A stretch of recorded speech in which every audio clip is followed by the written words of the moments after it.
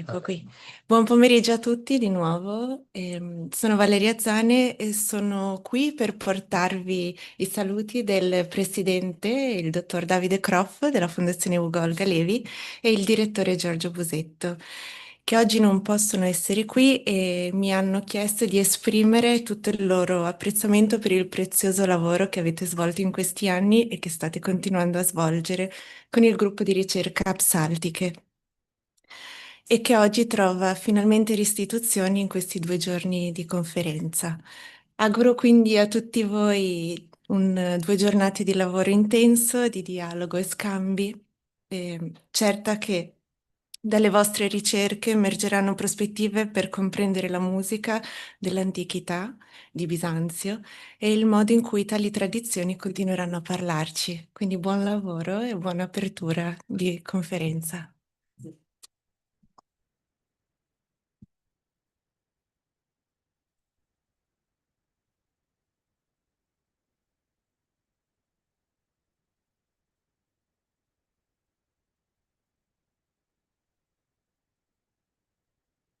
Thank you very much for this introduction.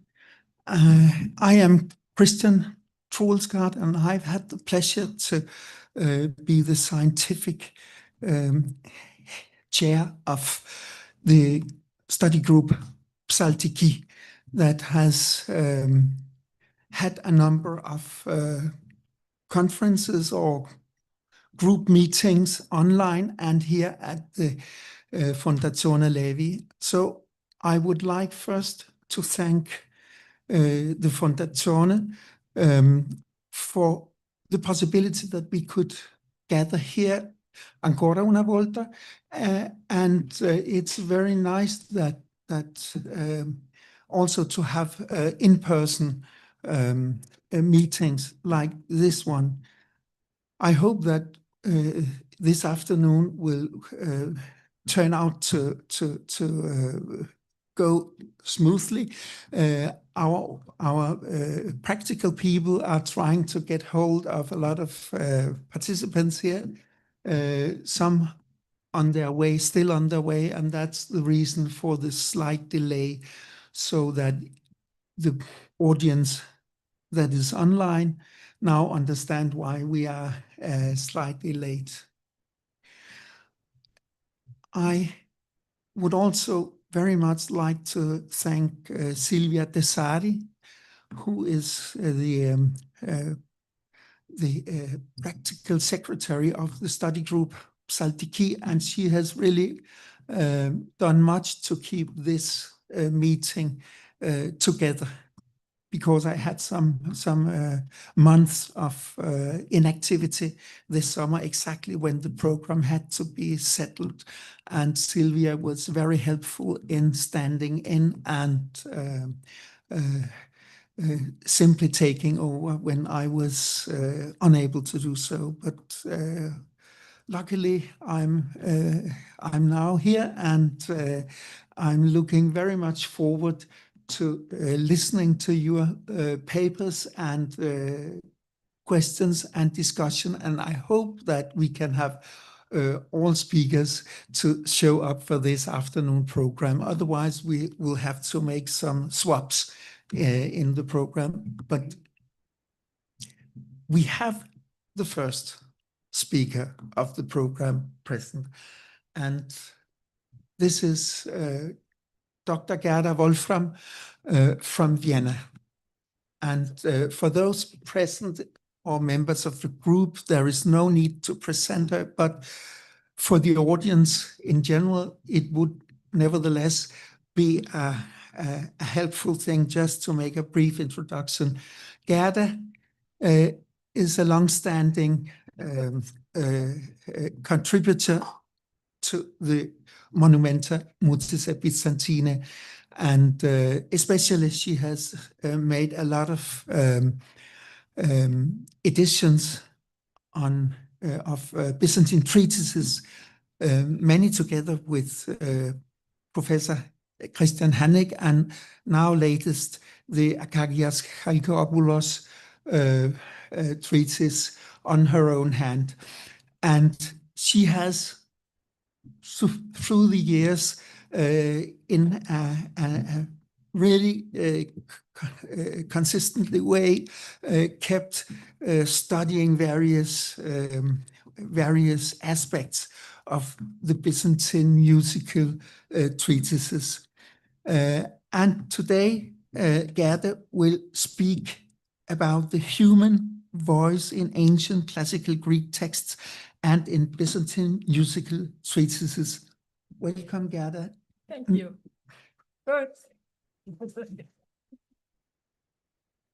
First of all, I want to thank the Levy Foundation for the invitation to take part at this Psyche group. I'm always happy to stay here. Thank you very much. Byzantine music, as an essential element of Orthodox liturgy, has throughout the centuries required a fundamental education for its chanters.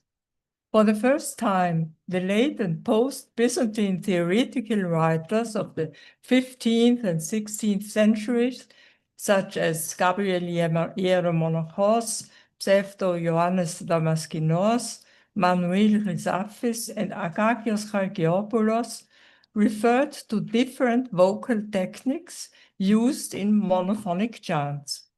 They paid special attention to the so-called calophony, a richly ornamented chant that emerged in the 13th century. The melodies of calophony were preserved in collections known as akolothie or papadike. Liturgical typica and chant books often include marginal notes with brief information about vocal expression. Akakios Chalkiopoulos, a composer, choir master, and music theorist from the first half of the 16th century, provided a detailed list of the organs responsible for producing the voice, commenting as follows. We will speak about the human voice, which is pneuma, breath, and how it is moved by 7 human organs. First, it is moved by the breath, which heats and cools the air. For this reason, we speak of a lively voice. Second, the heart moves it. Third, the liver. Fourth, the lungs. Fifth, the throat. Sixth, the tongue. And seventh, the lips, which mix the air and cool it. As early as the 12th century, Nikolaos Messaritis, in his description of educational activities at the Imperial Church of the Holy Apostles in Constantinople, mentioned the organs involved in producing the voice: the throat, the mouth, tongue, lips, and teeth. A similar enumeration is found in the 14th century Lucidarium by the Italian author Marchetto of Padua. First, the breath proceeds from the lungs. Second, it passes through the middle of the throat. Third, it strikes the palate, which holds it back. Fourth, it is split by the tongue to diversify it. Fifth, by the tongue touching the teeth, we understand what someone wants to say. Sixth, the breath is regulated by the lips. This knowledge of the vocal organs likely dates back to the Greek physician Galen in the 2nd century after Domini. The mention of the heart and liver by Akakios reflects the ancient belief in these organs as the seats of life, with Galen describing them as a reservoir of the pneuma of life. For him, however, the soul, the psyche, was seated in the brain. This connection between bodily functions and vocal production illustrates how Byzantine theorists not only drew from classical ancient Greek anatomical knowledge, but also applied it directly to their understanding of music. Such integration of physiological insights helped shape the sophisticated vocal techniques that became central to Byzantine liturgical practice. The references by Akakios Chalkiopoulos, Nikolaos Mesarites, and Maketto of Padua to the various organs that produce the voice raise the question of how ancient musical writings influenced Byzantine chant techniques.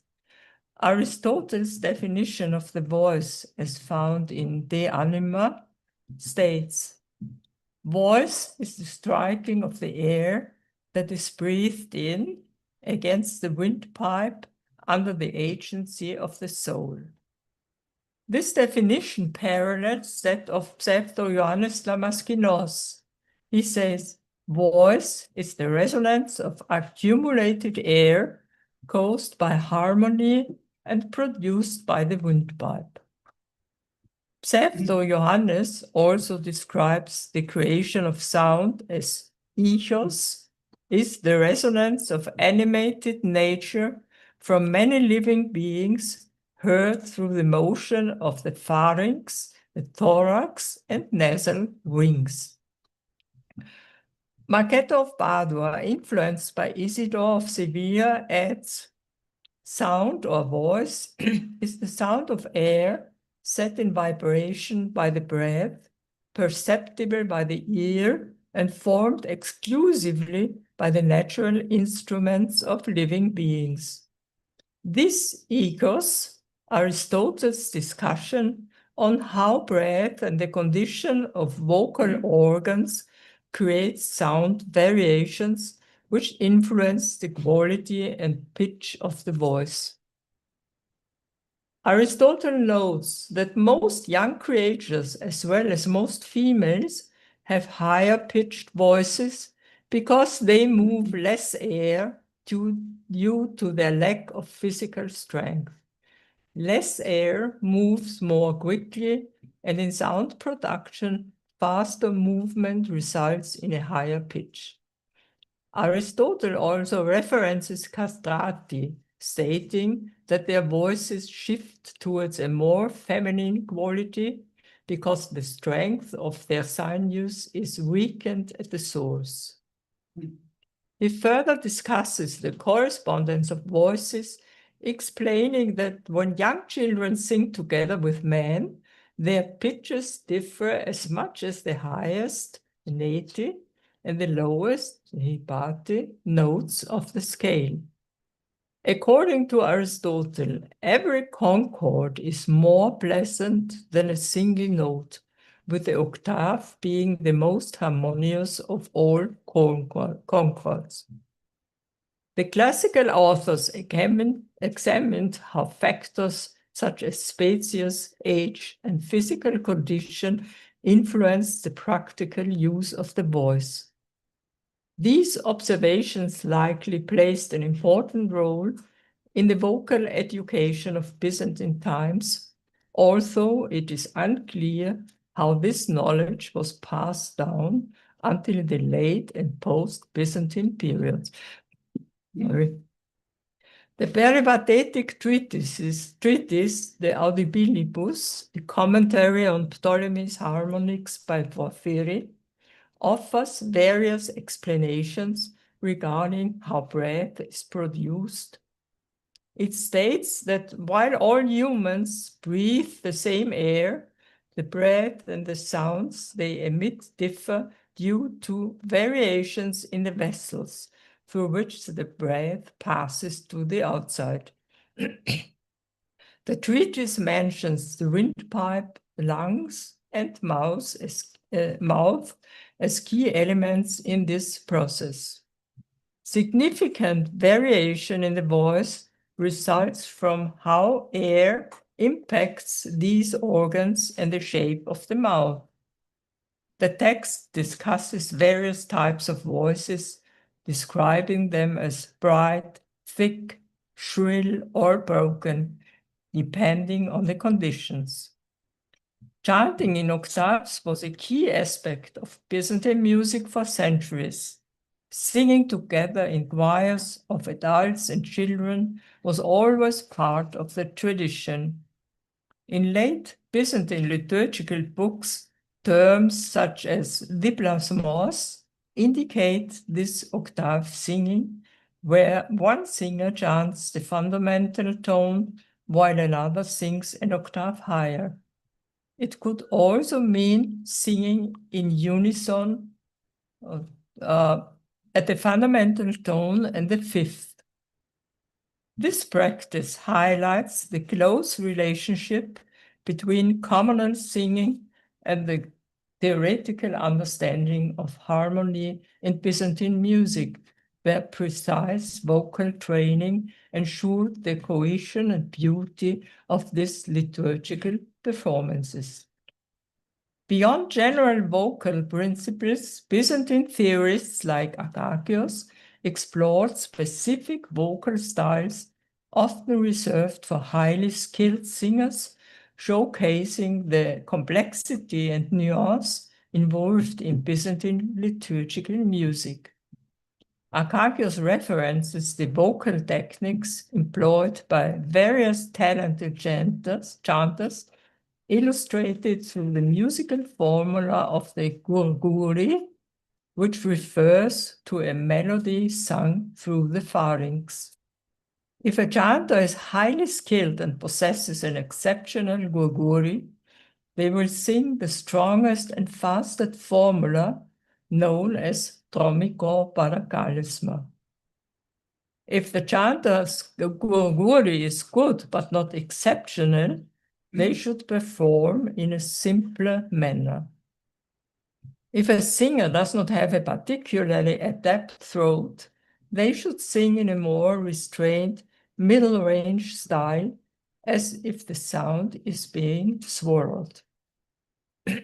In connection with the gurguri, Akakios also uses the term himindra, which means the neighing of a horse.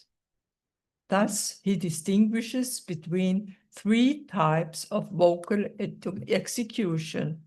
First, a flourish through the pharynx.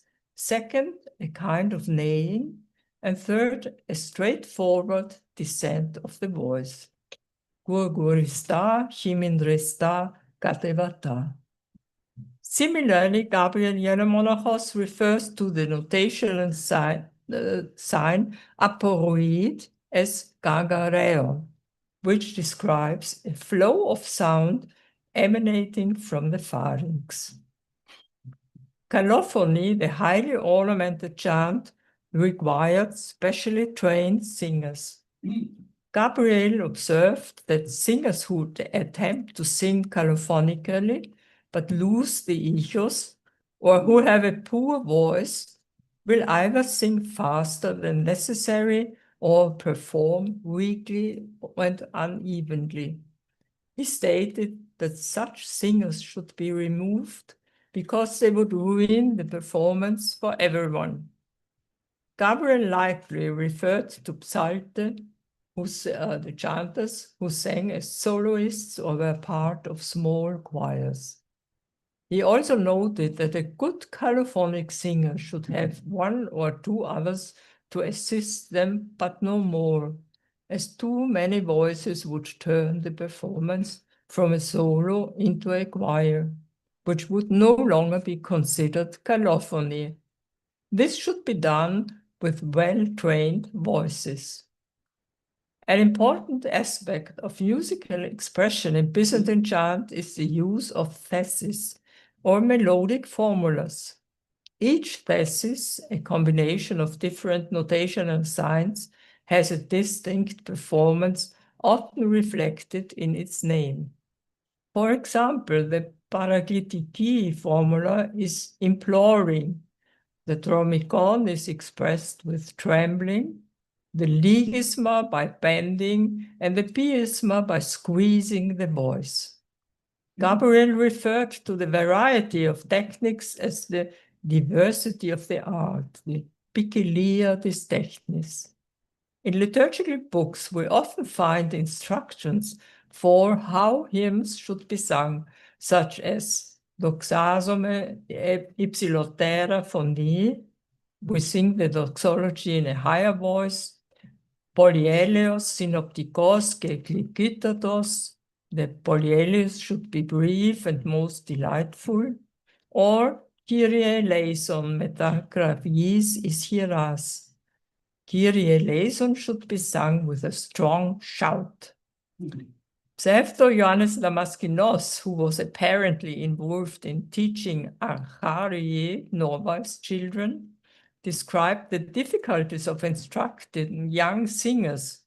He explained that the theses were written down by him and others so that students could gradually practice reciting and singing them. Although more theses could have been included, the unwillingness and impatience of the students, overwhelmed by the many musical signs, limited the exercises.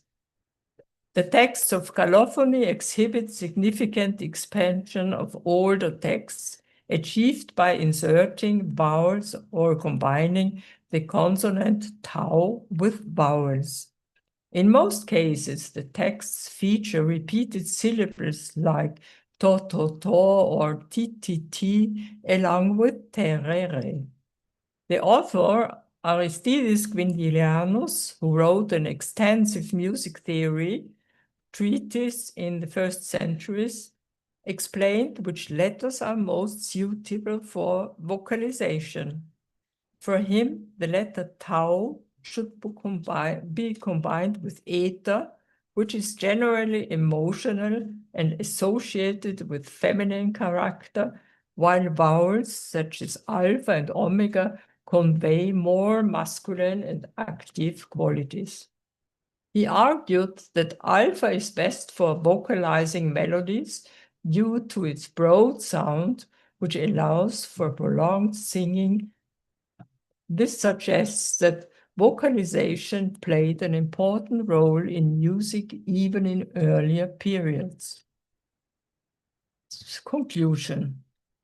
Although it cannot be conclusively proven that Byzantine composers, theorists, and chanters directly read ancient texts, it is highly likely that key elements were transmitted through the centuries to the Byzantine era. The integration of rhetorical and grammatical concepts alongside knowledge of the vocal organs reflects a tradition rooted in ancient Greek music theory. Late Byzantine theorists, including Gabriel Hieromonachos and Pseudo-Johannes Damaskinos, likely retained an understanding of ancient musical ideas, even though Byzantine music developed along its own unique path. The task of training chanters in late Byzantine times was challenging, as described by Gabriel Hieromonachos, who expressed frustration with soloists who lacked the skill to maintain the correct echoes during performances.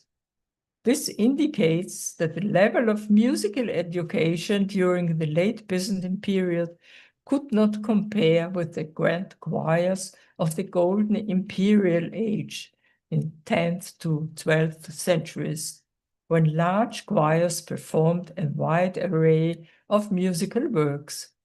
Manuel Chrysafis emphasized the importance of improvisation among talented chanters, and the rich repertoire of calophony, with its intricate ornamentations and extended texts, reflects this flexibility in late Byzantine music.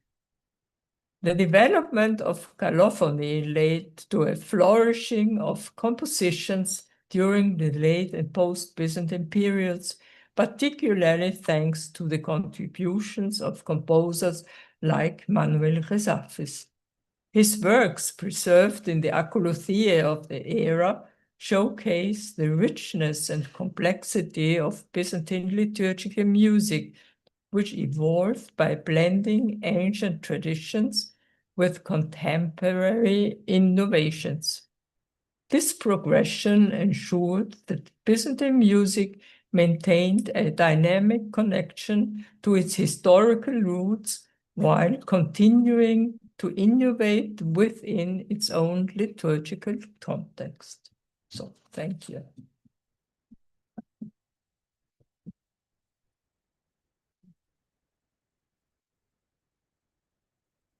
Thank you, Gerda.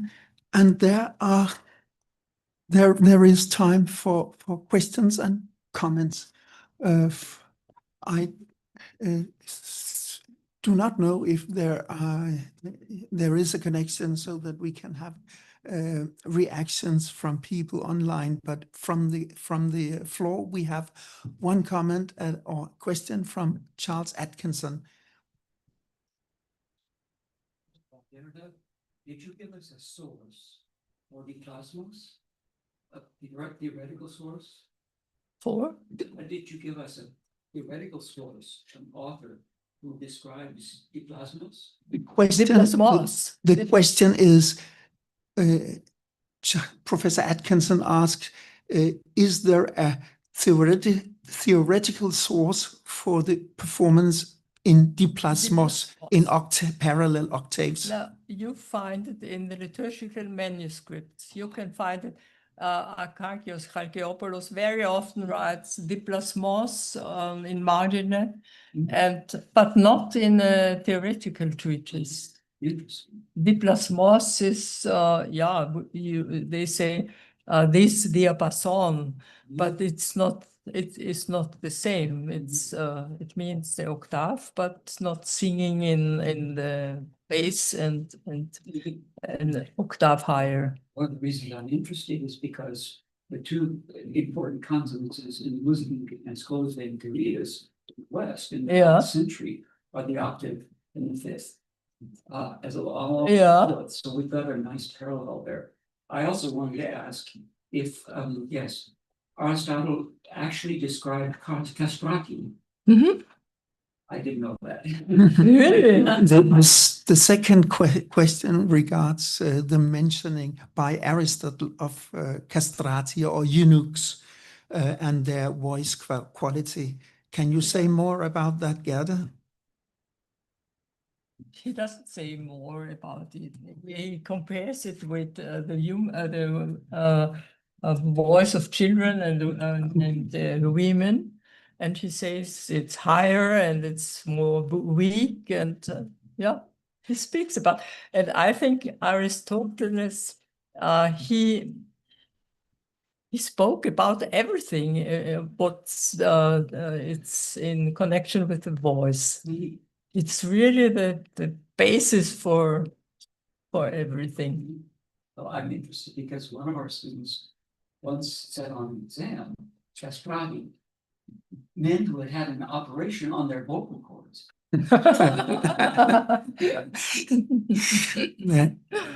Yes. And castrati, they played a big role in Byzantine time when. I could add a small comment for the first question about the diplasmos.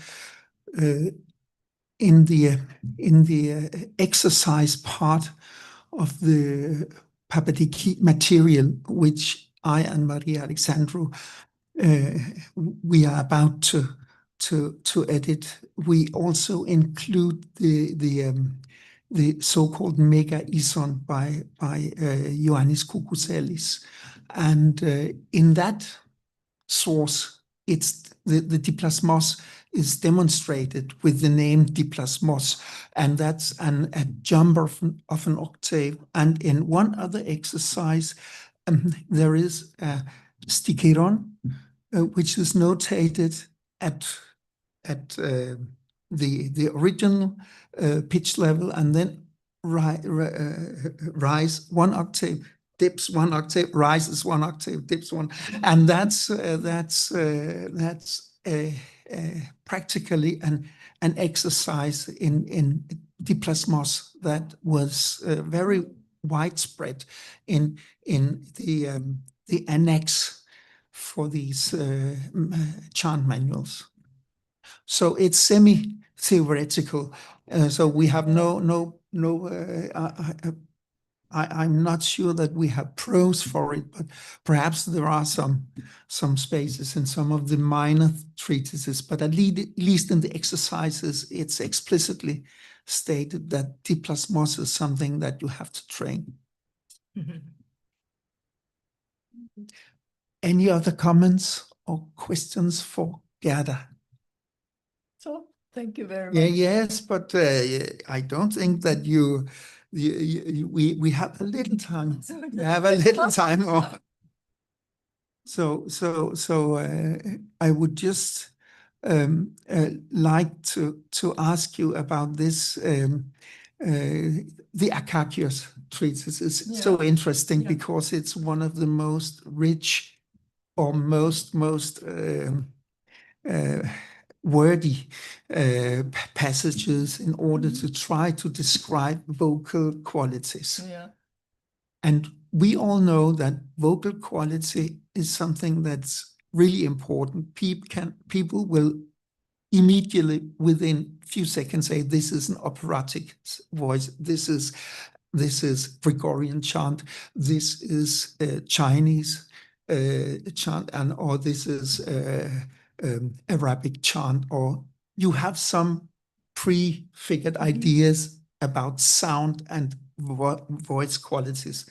And it would be so nice if we could try to approach some kind of interpretations. We have no recordings of these things, but I think it's important that you highlight at least these descriptions and so on, that there's some way of approaching and vocal style also historically. But I don't know whether you have some ideas about this, about reconstructing vocal aesthetics in historical music. How can we approach that problem as students of ancient music?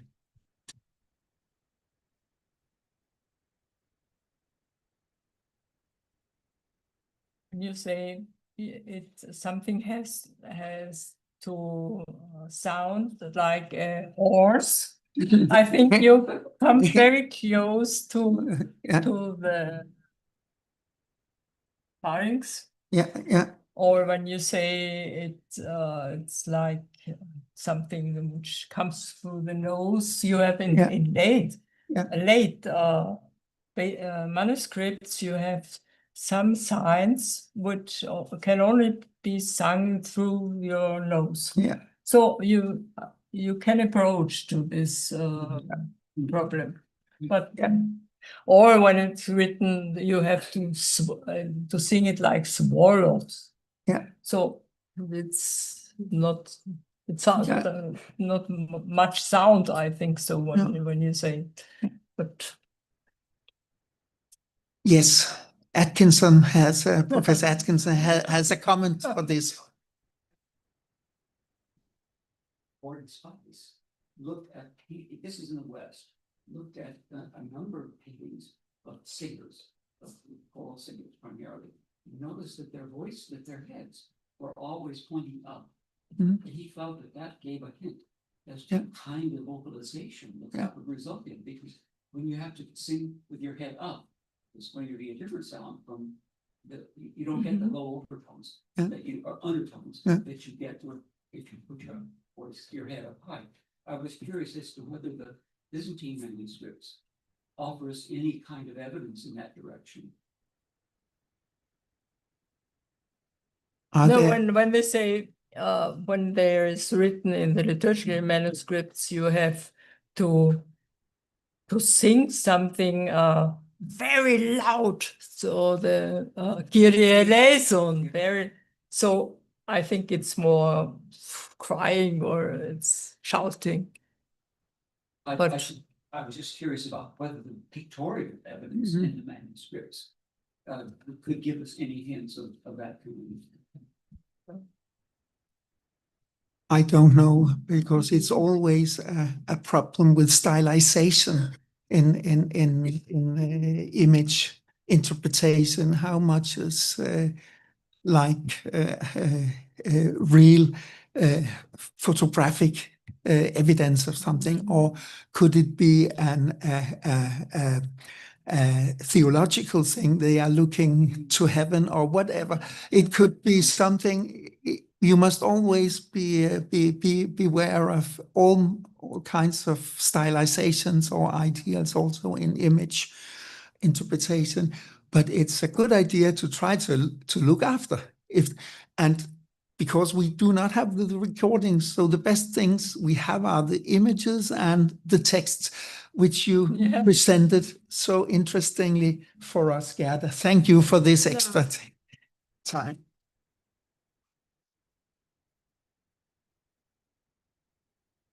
And now we shall proceed to our next speaker, and this is Maria Alexandru. And Maria, do you have a PowerPoint? Yes. So we'll have to install it, and we have a technician. That's nice.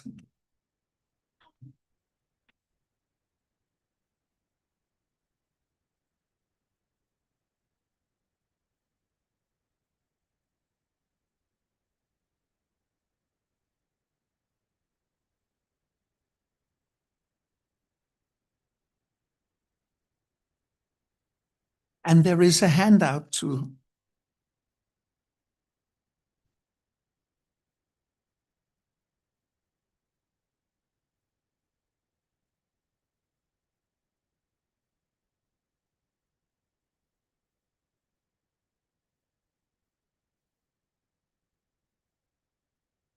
You have it. I have.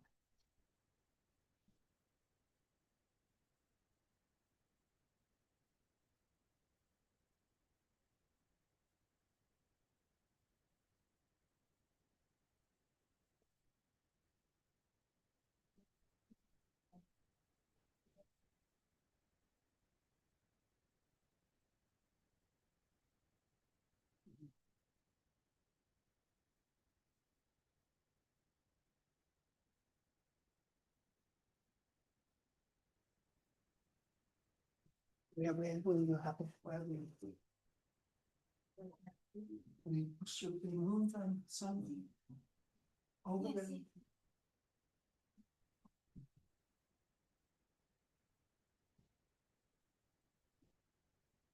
In 1 or 2 tables.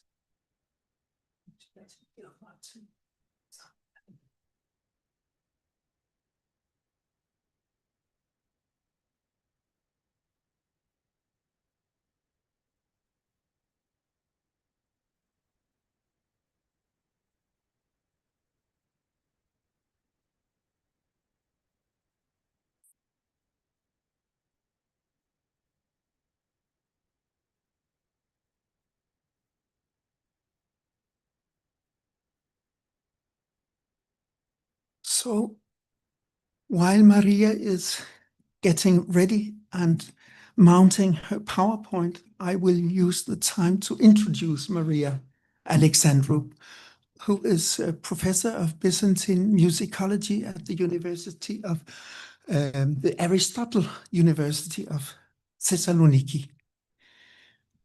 Maria passed her PhD degree in Copenhagen under Jørgen Rosted's and lastly under my supervision. And she has been publishing a lot on the same topic that she started up with, namely the Byzantine notations, especially the great signs. Since then, she has broadened out and has dealt with almost all aspects of Byzantine chant research. And especially, she has also done a lot of pedagogical work in engaging her students in a group of Byzantine musical paleography, and to make them sing and feel the stuff that they study from textbooks and manuscripts. So Thank you very much for coming, and I'm glad that you made it and that you had your instrument, the Kanonaki, released from the odd size luggage shell in the airport. So welcome, Maria, Thank you and so much. thank you for coming here. Thank you so much. I'm really so moved to be again here in this wonderful place, Venice, of course, and then the Levy Foundation and all these wonderful friends. Thank you so much. I'm very moved about this. And thank you for the invitation. I think the theme is very inspiring to see what comes from ancient Greece, what is uh, still alive today, how it has been transformed during Byzantine times, what questions have to remain open at least for a while. So we have a handout. Did everybody get a copy of it? I would like to start with some plates. They are taken from Dragos Alexandrescu's book about music theory. And I want to thank him. He is not still alive, but in memoriam. He was my first teacher of paleography in Bucharest. And I remember when I was a student how he had a talk about the ancient Greek music and so on, and I was very deeply moved then. And now I see that time makes circles. So I wanted to start with this and already begin to play. So, and it's more like a workshop what I'm proposing here, because as you see, we have to filter it through the years in order to get to some sound conclusions, or at least to some working hypothesis. So let's do it. You have it, it's on the first page. So I just invite everybody to sing. We have the diatonic genre, the chromatic, and the enharmonic. This is an A. So we have Doris D.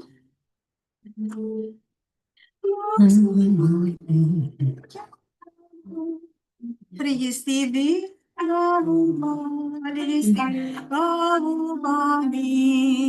We have this three archetypal tetrachords, and then we have chromaticism released in a very interesting way for the Dorian. So we have here. And then we have Trigisti. And this, especially this, sounds very, very familiar to Greek ears. But also the previous one. This one. This.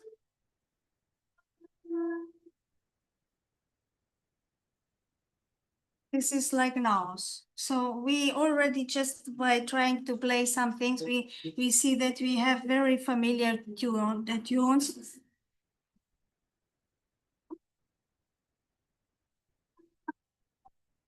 And again, this is a bit out of the what we have in our ears, according to the received tradition. But then the enharmonic,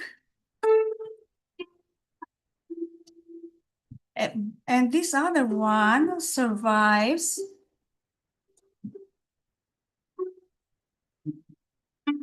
This is the tense chromatic. It survives exactly in this way and exactly on this basis. And something else which survives is the enharmonic, the Lydian enharmonic. No.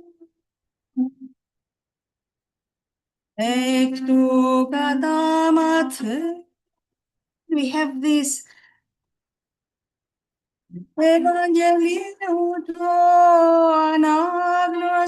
this survives also as a sound. So we have several things which survive until today as sonorities, maybe not positioned on the very same tones, but as very, very familiar sounds.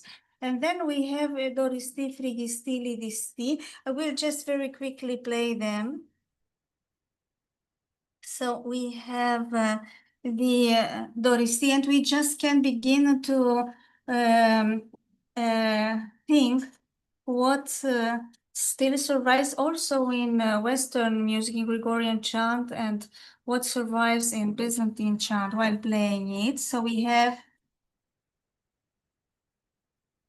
Doristi, Hyperdoristi, Doristi,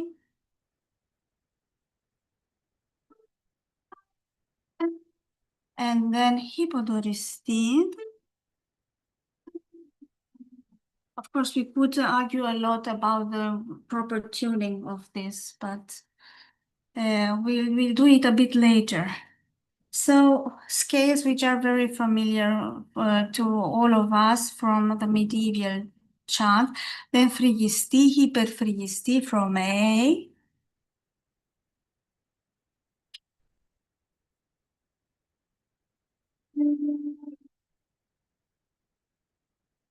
And this is Frigisti. Of course, we know it as a Dorian mode, but as you know, it is Frigisti in ancient Greek music theory. And then Lidisti with Hyperlidisti, Lidisti, and Hyperlidisti. And then we have Mixolydisti in the lower octave, which is like what we know as a Locrian mode. And we have all of these scales present in the Byzantine chant, of course, with other names. You know that about the Gregorian. I just wanted to put everything together so that if you want, we can discuss later on. Then we have the old octoechos on the third page and the received tradition in the new method according to the systematization by Dragos Alexandrescu. So we are going to come back to this in order to see whether and how, in which case we can speak about continuity or discontinuity or transformation in this. And I would like to include in the discussion also the two hypotheses by Max Haas, the Y hypothesis, which goes back to Baumstark, about a common root in the Old Testament tradition, and then dispersing to Jerusalem, and from there to Rome, the Franks, and to Byzantium on the other hand.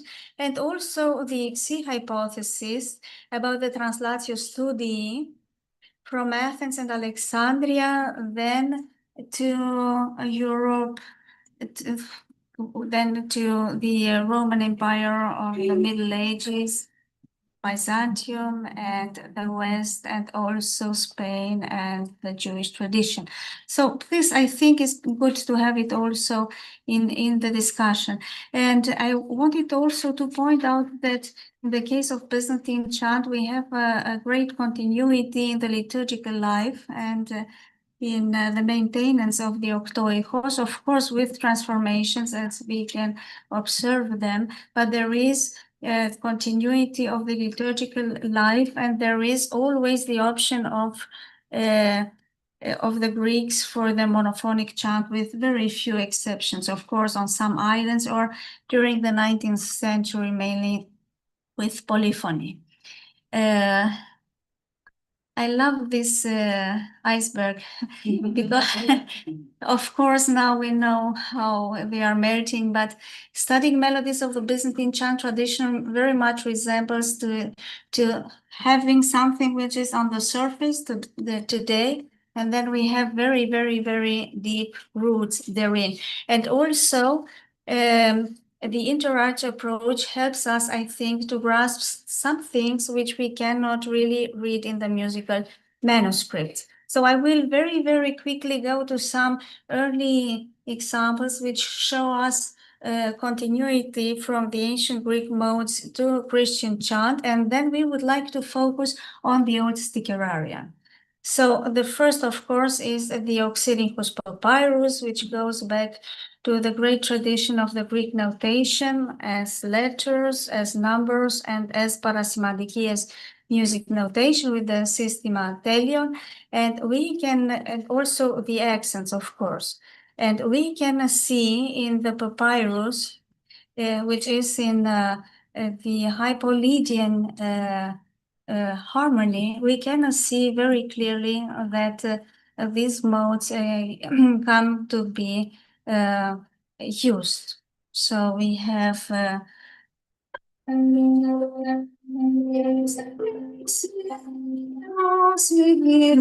it goes over this intonation. Some other thing which shows a deep continuity is the Lectio Solemnis. The Lectio Solemnis, which came to us after the fall of Byzantium, mainly through oral tradition, but which maintained these very fine, very tiny and harmonic sonorities of the Lydian mode. It is very clear that this is a connection and it's a continuity.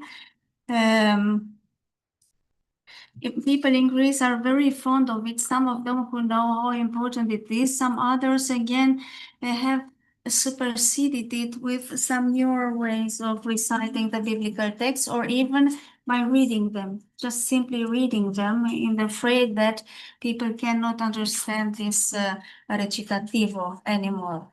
But this rich phenomena also of attraction, you can see how Karas shows them here. It's very, very, very tiny movements of the voice. I will play you on the Karonaki, lowering by 2 moria, by 2 micro intervals from G to D.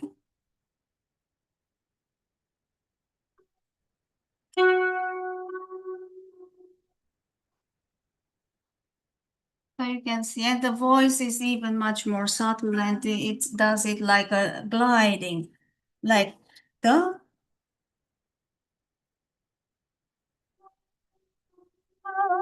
This like so this is a very familiar sonority to Greek people. Also the Sanctus. The Sanctus has some very, very interesting things which we would like to behold a bit, because it comes from the Old Testament, and then of course it enters both in the Latin and in the Greek tradition. There is a wonderful article by Kenneth Levy, The Byzantine Sanctum and its Modal Tradition in East and West. Departing from this article and then trying to find the sources and so on, we can see these sonorities. In Byzantine sources, it's written in the second mode. I will just show you the issue which comes up. If we do it in the diatonic way, so then it sounds like a legatos mode, like a Phrygian mode, to speak in Western terminology of the Middle Ages.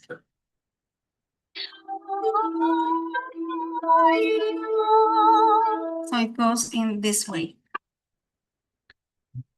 If we do it, however, looking at the tradition, there are many, many manuscripts trading it, and it is called Melos Archeon. It is preserved in the Divine Liturgy of Saint Basil the Great. We can see that there is a very soft chromatic sound there. We could, of course, think to do it in order to have a chromatic second mode with G sharp. But this comes against what the received tradition of this Melos Archeon is, because here the Melos Archeon says,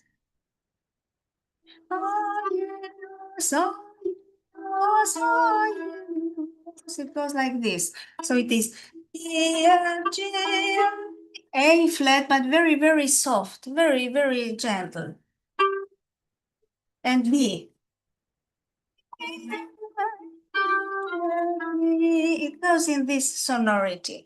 And I think that this is also the original sonority. We can do then here a juxtaposition of both cases, chromaticis with G sharp, but the other one with A flat, but a very soft flat. And then we arrive to something which I think is the more likely.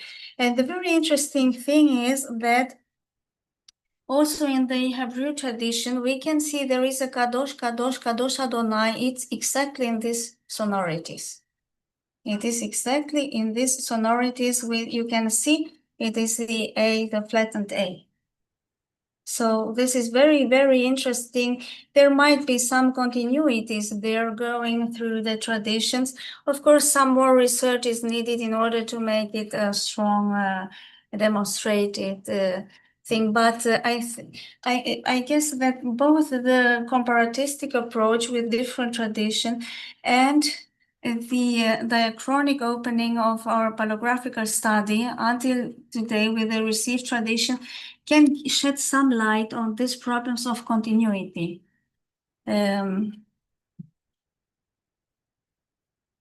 So here you can see also this idea. I remember our professor Alexandrescu in Bucharest told us that there is a theory that before the development of the 8 modes, the octoechos, there was a modal zone, as Kenneth Levy puts it, between E and G. Just put it like between the middle of the human voice and the third below, and the third above. And you can if you make it very implorative, you are already in this very, very old sonorities. And it's not only the Sanctus which has these sonorities, but also the Fossilaron. And it's also Melos Archeo, Fossilaron. So these are some beautiful things. It's not that heavy chromaticis, which is very, very, to put it tense. It's the soft chromatic, which it's difficult even to discern it from the diatonic. Look at this.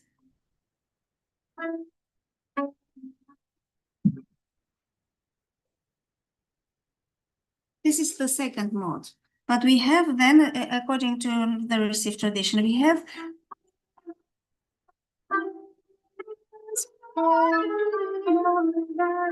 and it does not go to chromatically down to the C.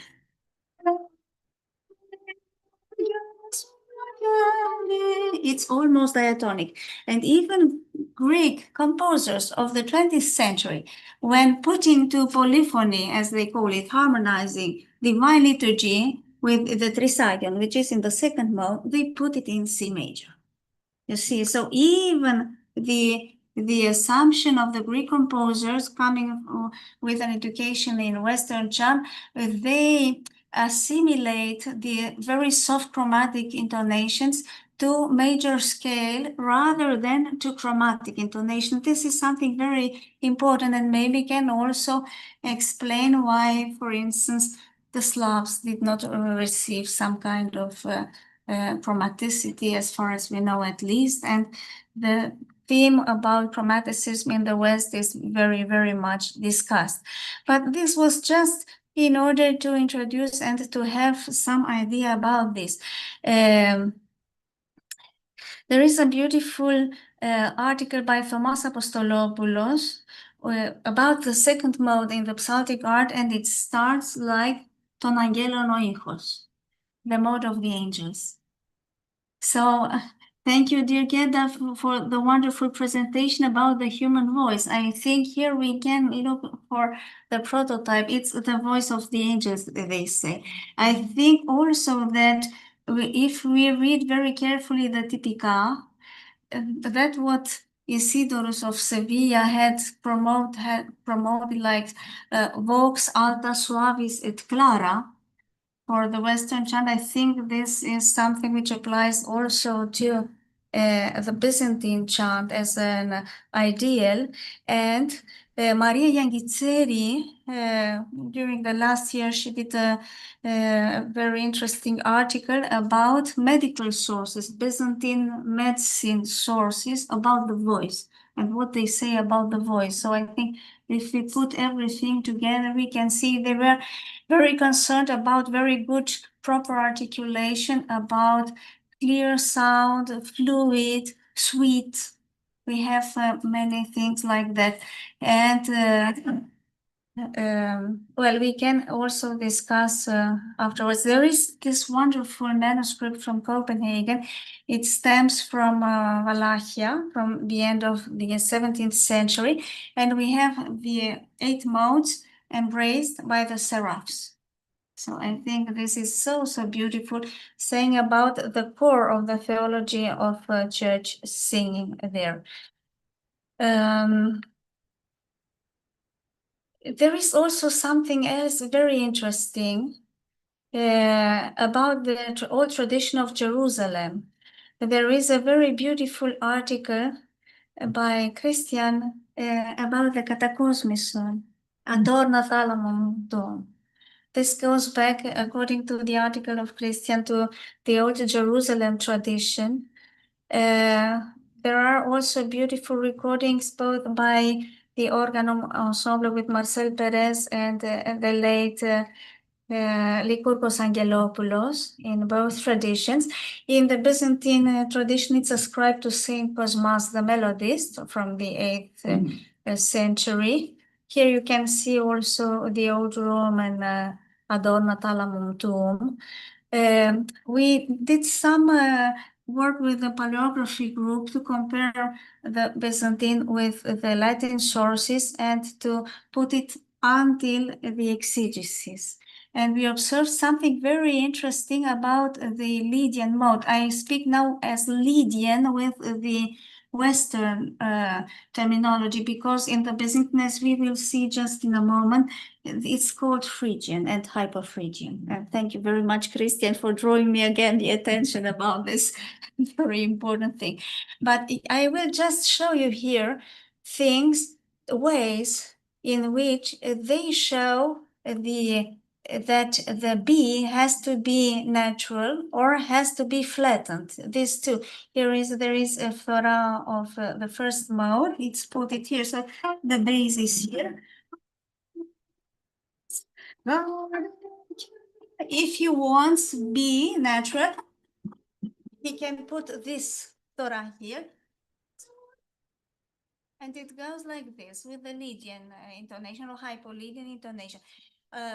But if he wants to have it flattened, he puts this fora, which is called agem. It's in the new method.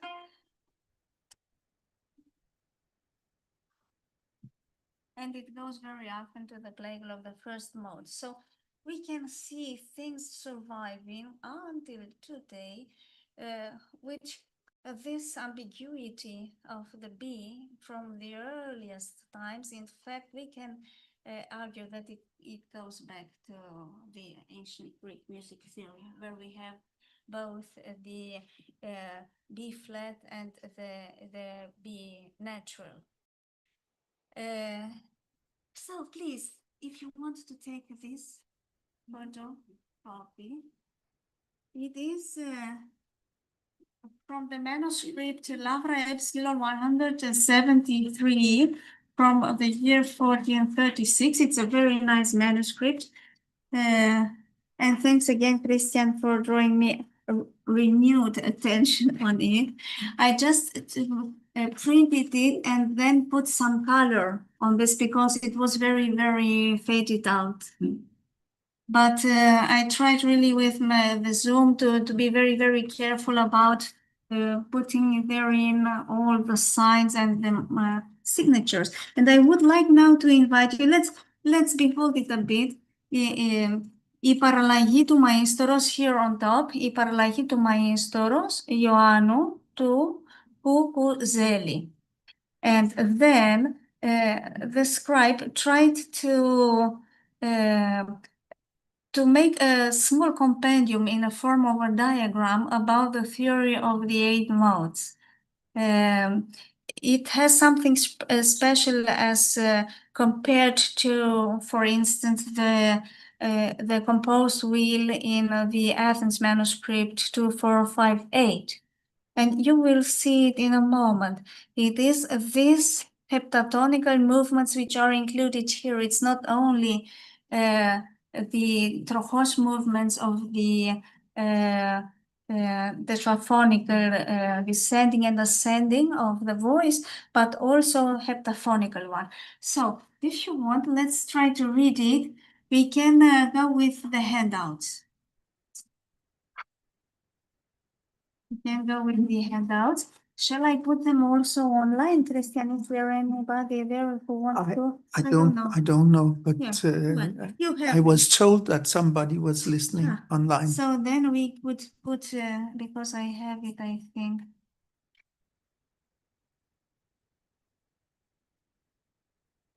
I have the scans here, so.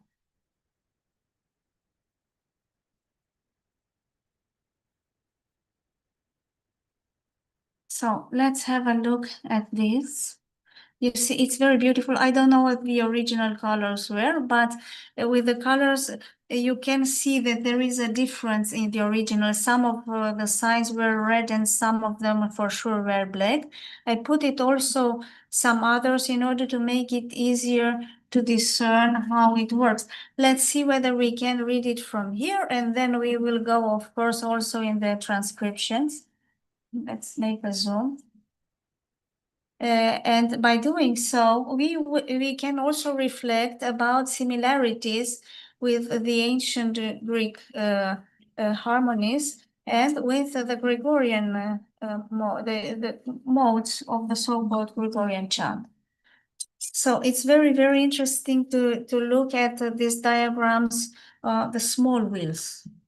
Let's try to see what happens there. So we take it first clockwise. And we follow the black neons.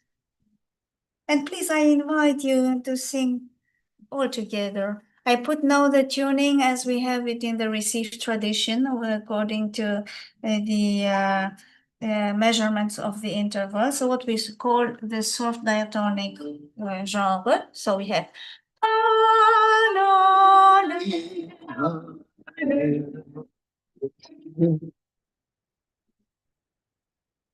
okay, so we just moved clockwise and we took only those signs which were with black. Now we can do the same by going counterclockwise, and we choose now all those which have materie in the blue.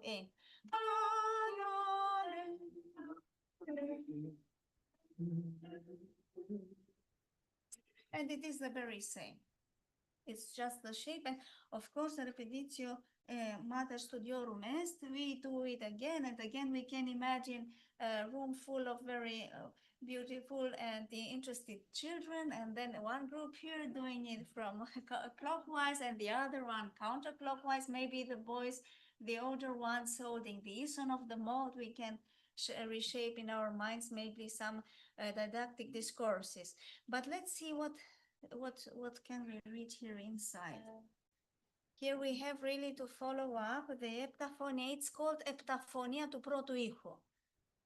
And let's see where it leads us.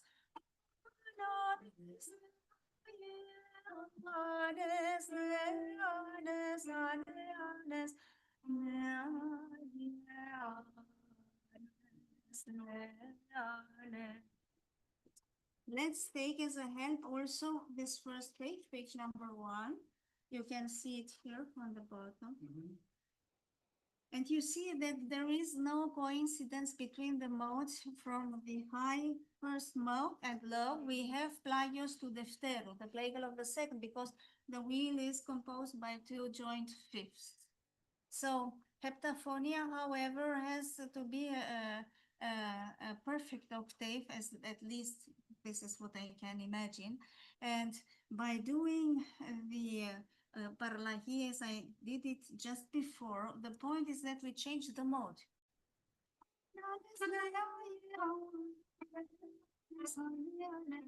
Yeah. It comes like, it sounds like Phrygian mode. So there is a point there, and this is why I suggest that we put apomelus, some signatures, I put them there in parentheses. So in order to have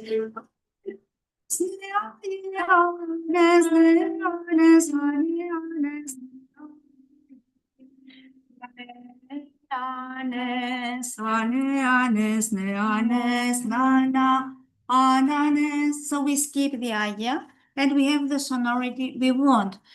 This is necessary to be done both in the Dorian, Hyperdorian, and the Lydian, Hypolydian. You can see here what is the Byzantine reception of the names of the modes: Dorios, Hippodorios, Lydios, Hippolydios. Thank you, Christian, because I had forgotten it. I was so happy to find in few sources Phrygios for the second mode that I was very content with this, but it does not go so easily. So usually it's called Lydios, Hippolydios, and then Phrygios and Hippophrygos.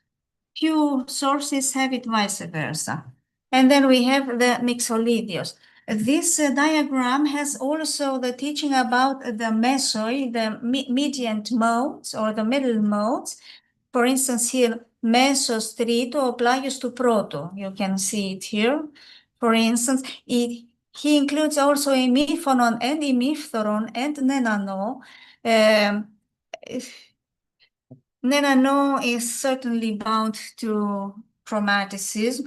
Hemiphonon and hemiphoron, as Mr. Vasilis Chados told me, because he started a PhD about the so-called chroe, like Cliton and Spathy and Zygos. He told me that these two, hemiphonon and hemiphoron, are related to those chroe. So there might be something with hemiphonon and with enharmonic sonorities, but further studies necessitated in order to confirm it and to make it more precise. So if you want, then you can see how it works. I hope that it became clear how this wheel can be read, but it's very, very precious because we usually have the pentachords as mainly defining the modes, but here you can see also the scales in the realm of an octave. So very quickly, I want now to go back so that we can have some examples from the Sticherarion. During last years, we worked with the group of paleography, but also with our women choir, Saint Anicia. We worked on different stickera by Saint Cassia for holy women and also for other holy men. And I will draw on this experience in order to show you some beautiful developments of melodical lines in the Sticherarion. And we can then try to see in which mode they come, what's the relation between this music theory and what happens in the Sticherarion. We will do it again in a diachronic way, because I believe that this gives us many clues. Let's start with the other pages of our handouts. I will go then for a while back to that. It's we have here what is the scale as excerpted from the old Sticherarion for Apestali Uranothen. This is a wonderful Sticheron of the big ones of Saint Cassia in the first mode. So I am in the handout which has number 01.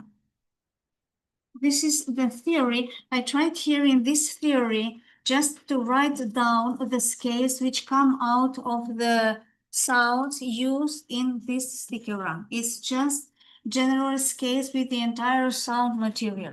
So we can see them in theory. Again, here in the case of the Dorian mode, we can see the ambivalence of B and B flat. This is what happens in the old notation. We are sure that we have both of these because we have some modulation to varismo, the mediant of the first one. Below this, you have a legend with some alteration marks, more refined per two micro intervals in order to show the different microtones which we can read according to the exegesis of Hormuzzius. And then here in the page number 02, you can see what comes out if putting all the tones together which occur in this source. Here.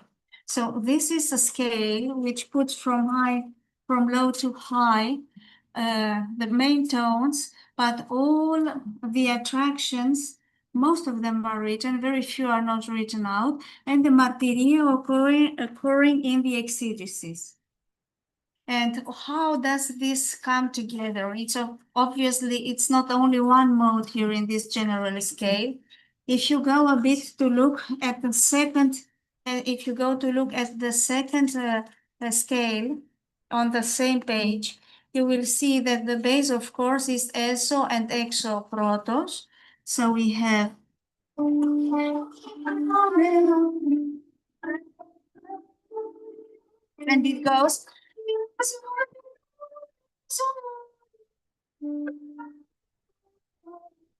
This is the base. So from here we have the three different levels of B, a very subtle differentiation, which goes also according to the oral tradition. But this is superseded then by the use of some extensions of the mode. Look at this, antiphonos.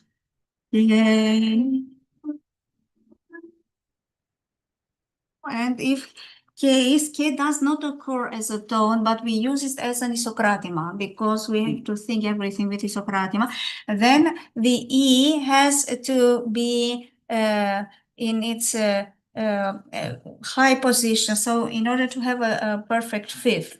And then we have something like hippo, this extension below, and we have the high extension with trochos. So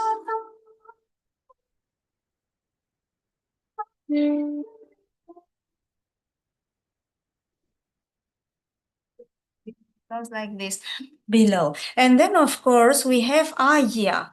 Agia, the fourth mode, because as the traditions also say, and as, of course, the diagram of the Trochos proposes, each mode contains all the other modes, like in a nutshell.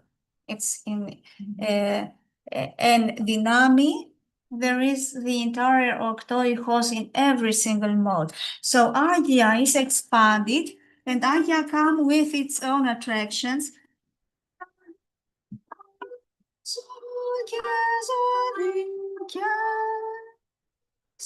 And the A is glided to the zo.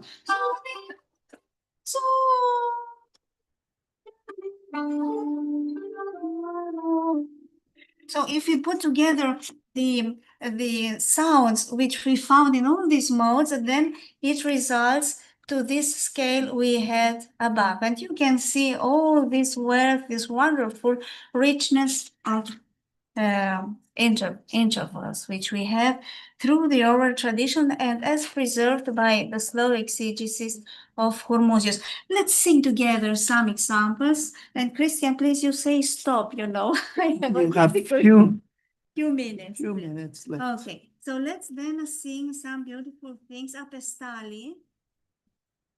Please, if you want, it's page number 1, and then 2 and 3 have to be put together like this. It's 2 and 3 because there are two famous theses. It's Uranisma and Thematismos.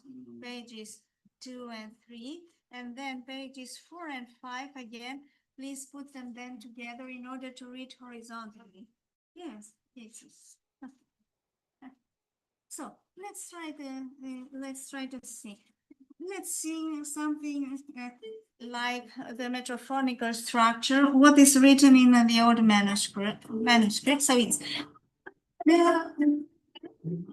it goes. So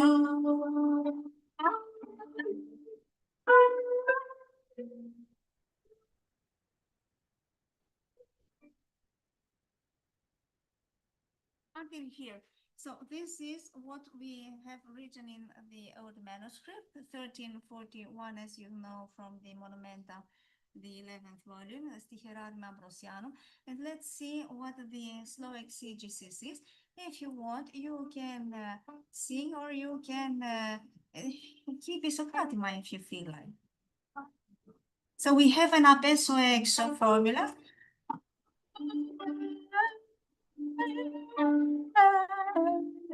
So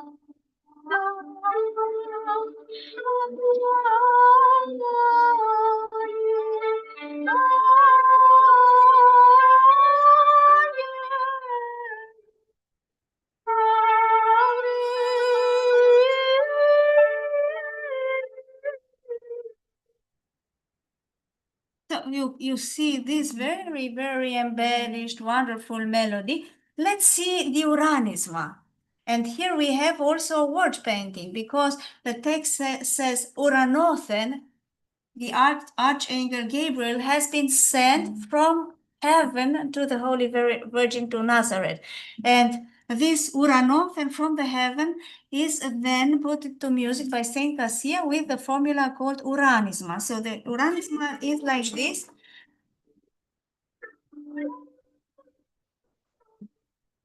This is Uranisma, followed by Thematismo Sesso.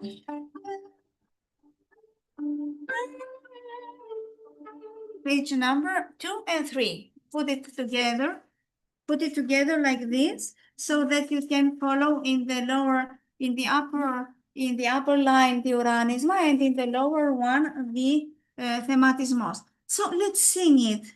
Maybe a bit slower. We applied tempi which are quite quick in order to get a feeling also of the text. But if you want a bit slower.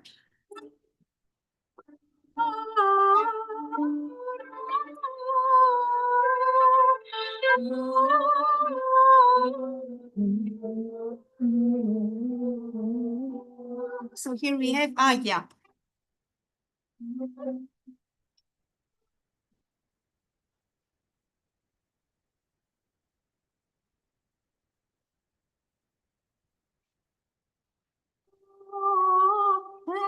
And now we do the thematismos. Thematismos, now the second system.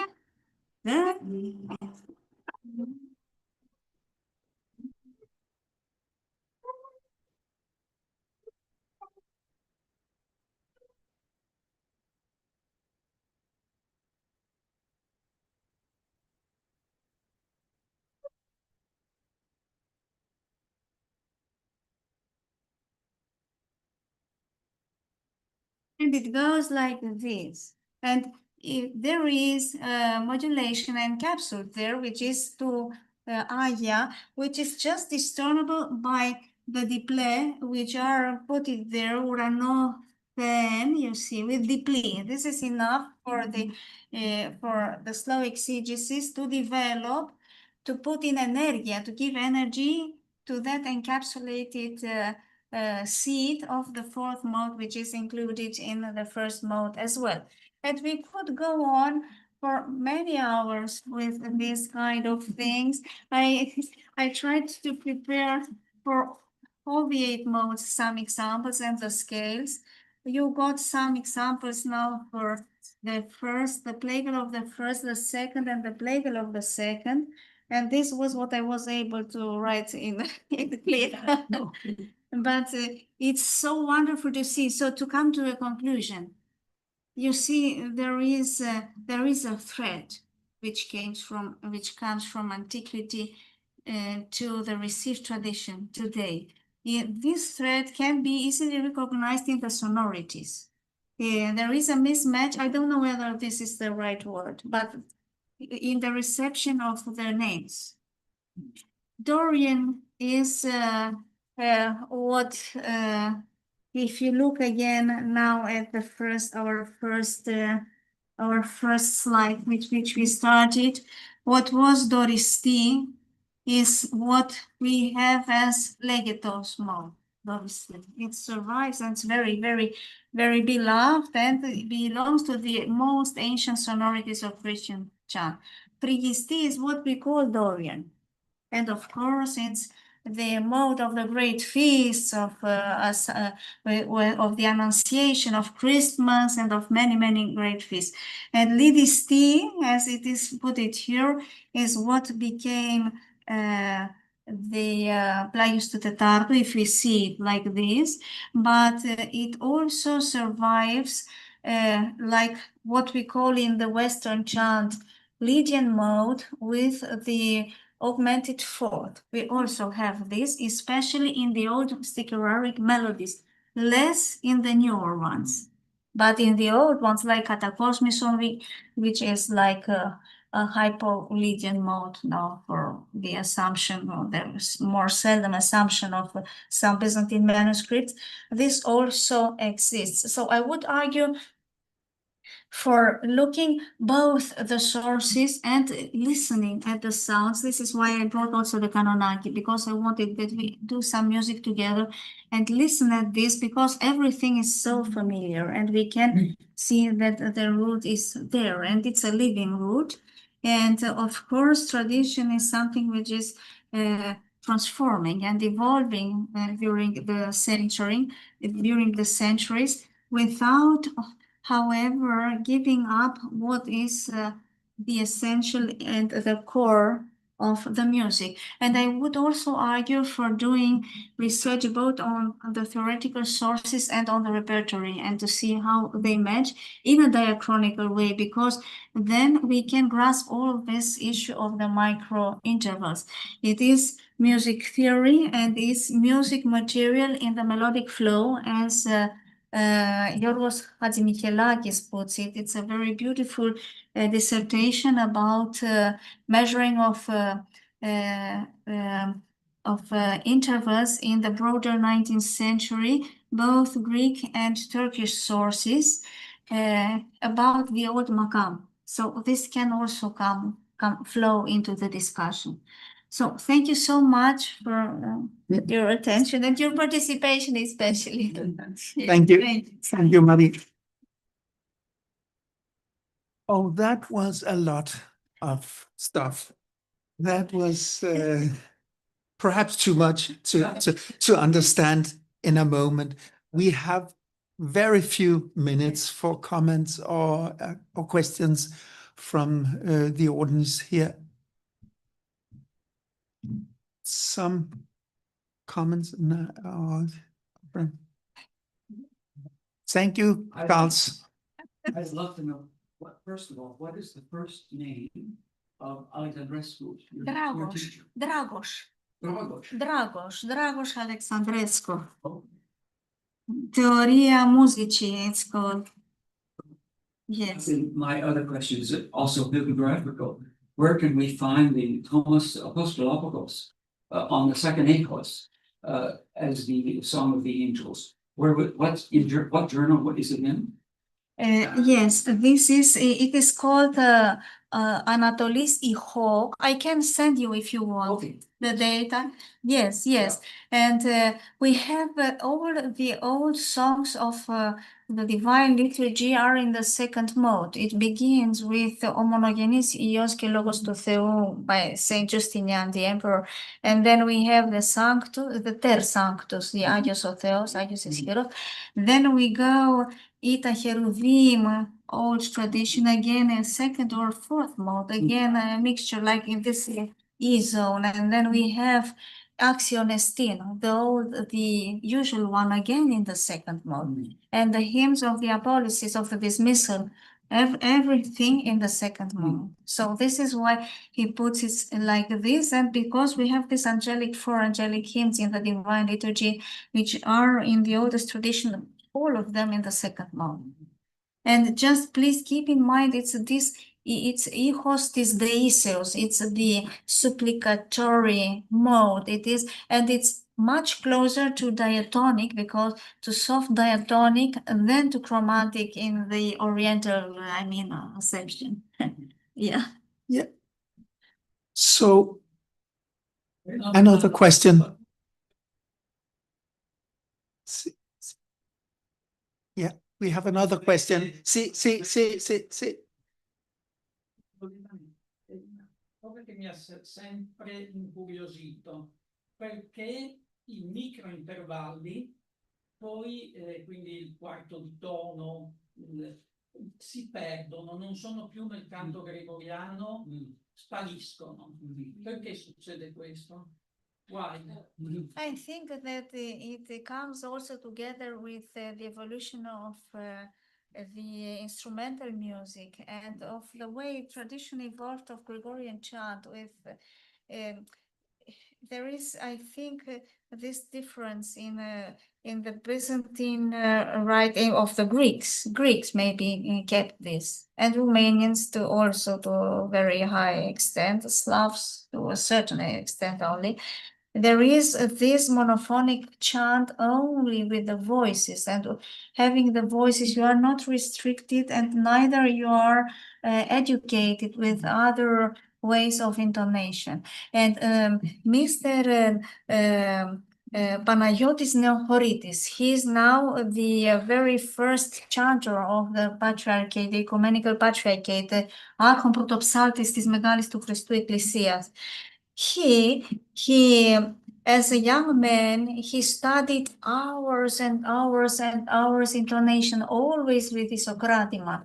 And he concluded that the intonation must have been something like the natural intonation, like the harmonics, with this harmonies, with the Ison and this wonderful angelic really mixture between the Socratima and the intervals as they are in the overtones. You know, it's a very, very high quality of intervals. You can Google it in the Panagiotis Neohoritis and just listen to his intervals and these glidings and these kinds. These glidings are studied with. Keep it, please. Yeah.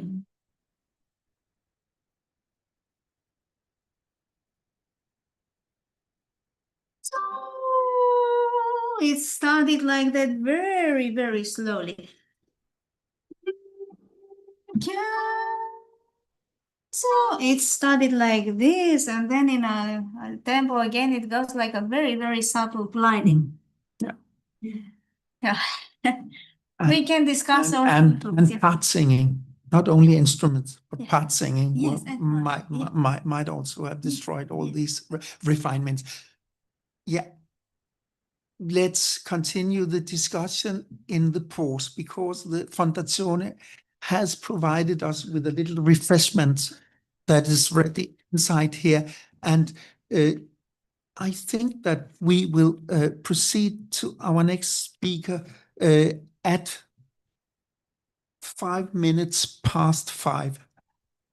And so we have this a quarter an hour plus a few minutes to have a refreshment here. So let's gather again 5 past 5. Thank you very much. Yeah.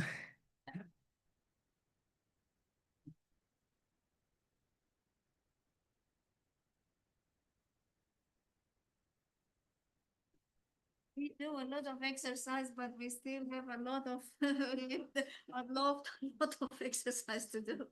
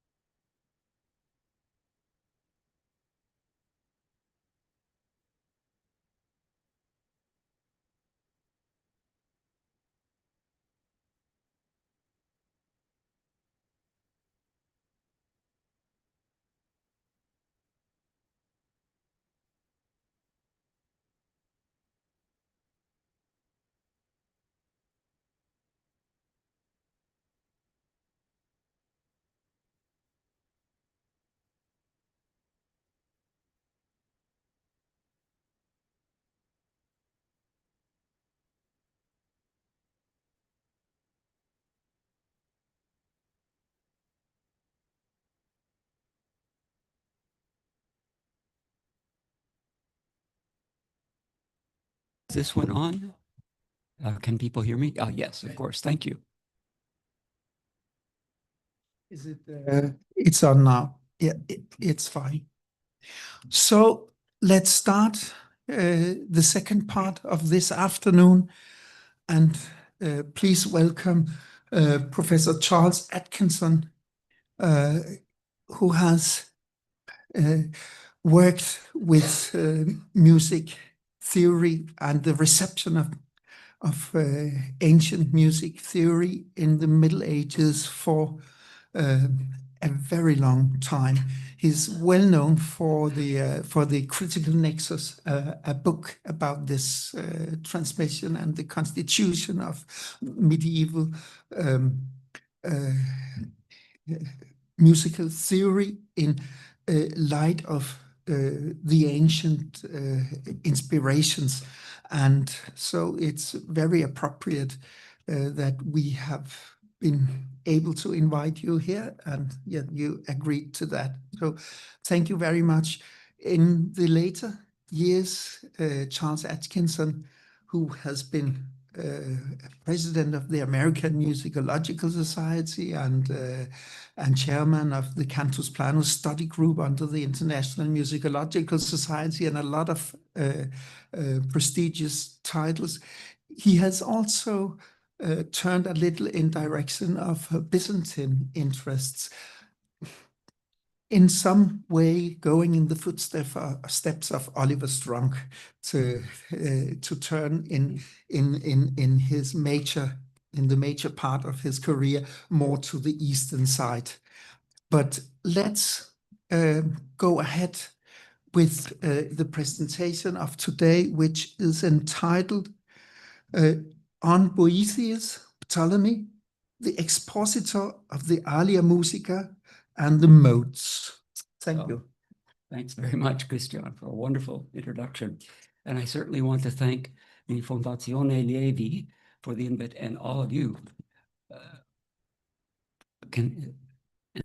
for the invitation to take part in this meeting. I feel honored to be a part of the Psathike group. It truly is a great honor. So thank you very much to the Fondazione and also to all of you who are here. There is a handout, I believe, Madame Campanella made the copies, so thanks very much. I think we're getting feedback here. So as Christian said, the title of my paper is a bit different from the title I gave you earlier. Okay. On Boethius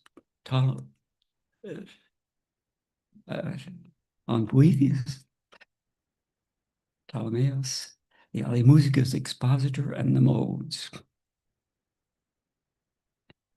Can we go ahead? Okay.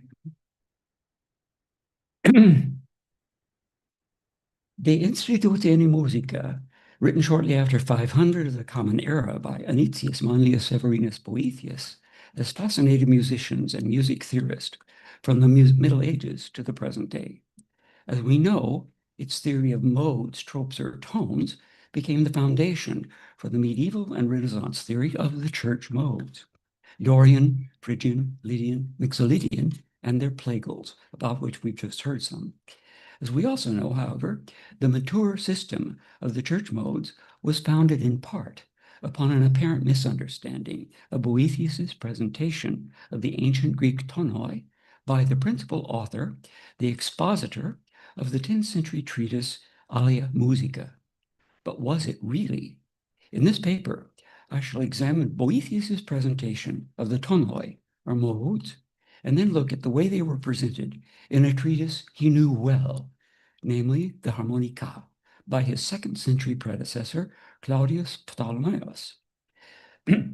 We shall then examine the way the Alia Musica's expositor developed his own theory of the medieval church modes based on his understanding of Boethius. As we shall discover, there were reasons why the expositor could not have grasped the theory of the ancient Greek tonoi from his reading of Boethius, and they have implications that extend from the Middle Ages up to the present day. But let us begin with Boethius. I'll be using Calvin Bauer's translation with some modifications of my own. Please see example 1 in the handout. Boethius begins his treatment of the tonoi, or modes, in Book 4, Chapter 15 of his Musica, stating, from the species of the diapason consonants arise what are called modes, which the Greeks also named tropoi or tonoi. He follows this with 2 definitions. First, tropoi are systems differing either in height or depth in integral successions of pitches. And then, a system is, as it were, an entire collection of pitches brought together within the framework of a consonant, such as the diapason, diapason plus diatessaron, or the bis diapason. As we've just heard, the 2 principal concepts determining the modes, which are also called tropoi or tonoi, are species and systems. Boethius has now given us a preliminary definition of system as a musical scale presented in segments of an octave plus a fourth, or a double octave. The latter is what is called in Greek the systematelion, and appears as you see it in example 2 and on the screen. It is composed of 15 pitches, arrayed in 2 sets of conjunct tetrachords, separated by a point of disjunction, with the proslamenamenos, the deepest pitch, added at the top. It is this tone system that is moved up or down to create the modes, which are also called tropoi or tonoi. The other concept essential to the modal theory of Boethius is that of octave species, the varying sequences of tones and semitones yielded by differing octave segmentations of the tone system. To this end, in chapter 14 of book 4, Boethius sets out a display of 14 strings or pitches, the systematelion without the proslamenamenos, lettered A through O, as you see on screen and in example 3, with the lowest pitch, the hypaton, at the top, and the highest, the hyperboleon, at the bottom. On the basis of this tone system, Boethius sets out the octave species in 2 different ways. One starting at the hyperboleon and tracing them in descending order of pitch, and the other starting at the hypaton and projecting them in ascending order of pitch. Please see example 4. The description in descending order reads as follows, and I quote, "There are 7 species of the diapason consonants in this manner: 1 from O to G, a second from X to F, a third from N to E, a fourth from M to D, a fifth from L to C, a sixth from K to B, and a seventh from H to A." As you'll see on the screen, the first species that this tracing yields consists of 2 tones plus a semitone, followed by another 2 tones and a semitone, and then a tone. The second species moves through 2 units of tone, semitone, tone, followed by a single tone. And the third species begins with a semitone and follows it with 2 tones and a semitone, and then 3 whole tones. After setting out this first set of species, Boethius turns to the question of which species are bounded by fixed pitches, and here he presents them in ascending order. See example 5. He starts with A to H, then D to M, and finally G to O. The first species in this tracing, reading downward in pitch, starts at the paramese with 3 whole tones, followed by a semitone, and then 2 tones and another semitone, and ending on the hypaton. The second species starts from the trite, diazogmenon, with a semitone, and then 3 whole tones, followed by a semitone and another 2 tones, ending on the hypaton.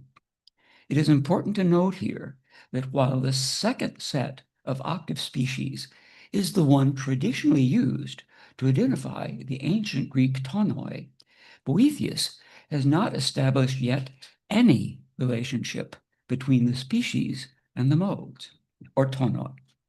That will happen only at the end of chapter 17 of book 4.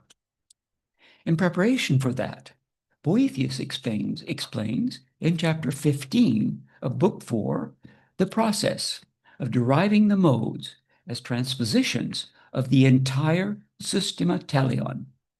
He begins the chapter with the statement we heard earlier, quote, "From the species of the diapason consonants arise what are called modes, which the Greeks also name tropoi or tonoi." He then explains that the first and lowest of all is the Hippodorian, followed by the Hippophrygian, a step higher, then the Hippolydian, the Dorian, the Phrygian, the Lydian, and the Mixolydian in ascending succession. But he says nothing more about species.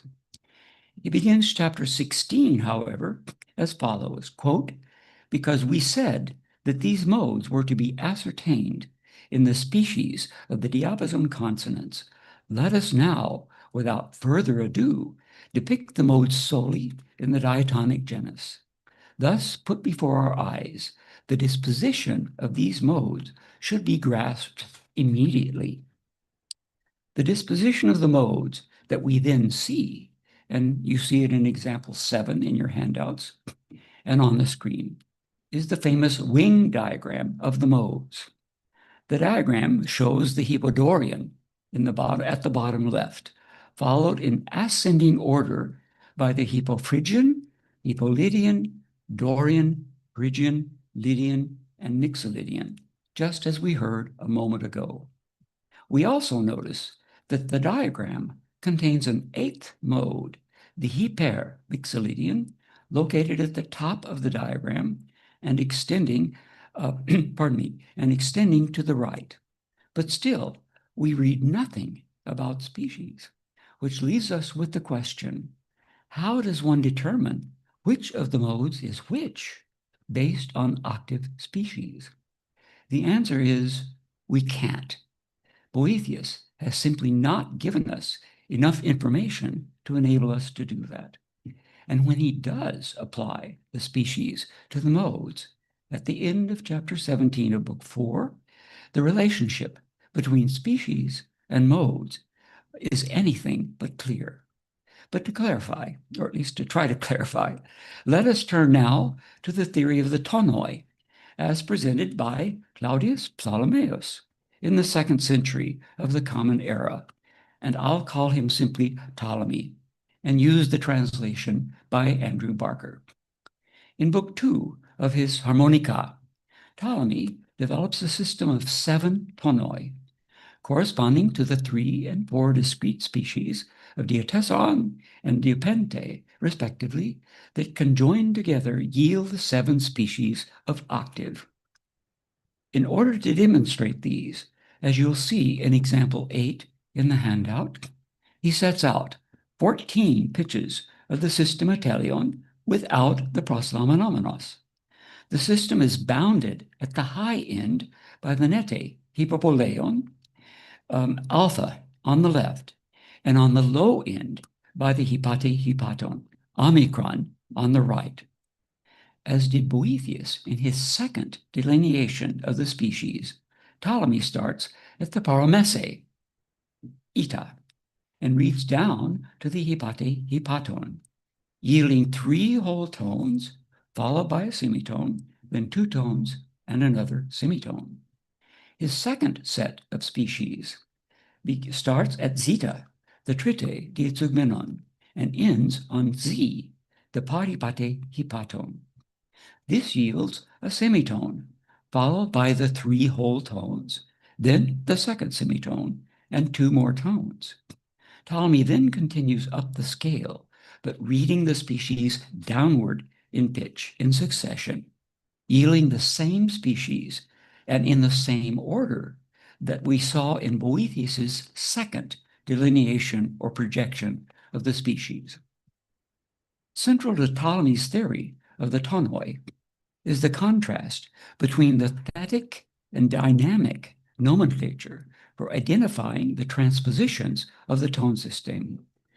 The thetic or static nomenclature is that used for the systematelion in its fundamental position, that for the Hypodorian tonos. The dynamic or movable nomenclature keeps the same names for the notes of the tone system, but moves up or down with that system as it is transposed to yield the various tonoi. Turning to the tonoi themselves, after he's established that they are complete structures of tone or tone systems, the number of whose transpositions is theoretically infinite. Ptolemy sets out 3 conditions that limit them. First, the interval spanning the outermost tonoi. Second, the number of tonoi within that interval. And third, the intervals separating them. As he shows in Book 2, Chapter 8, the interval bounding the transpositions of the tonoi must be an octave. Any tonos transposed to the octave above will have the same structure as the tonos an octave lower, for which reason there cannot be an 8th tonus at the octave. Any limit smaller than an octave will not accommodate all of the possible transpositions.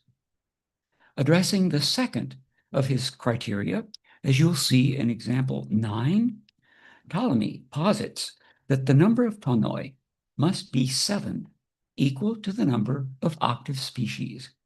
In Book 2, Chapter 10, he then establishes the relationships among the 7 tonoi and the distances between them in a series of geometric moves within the octave via the concords of diatessaron and diapente, deriving the relationships that you will see on the screen.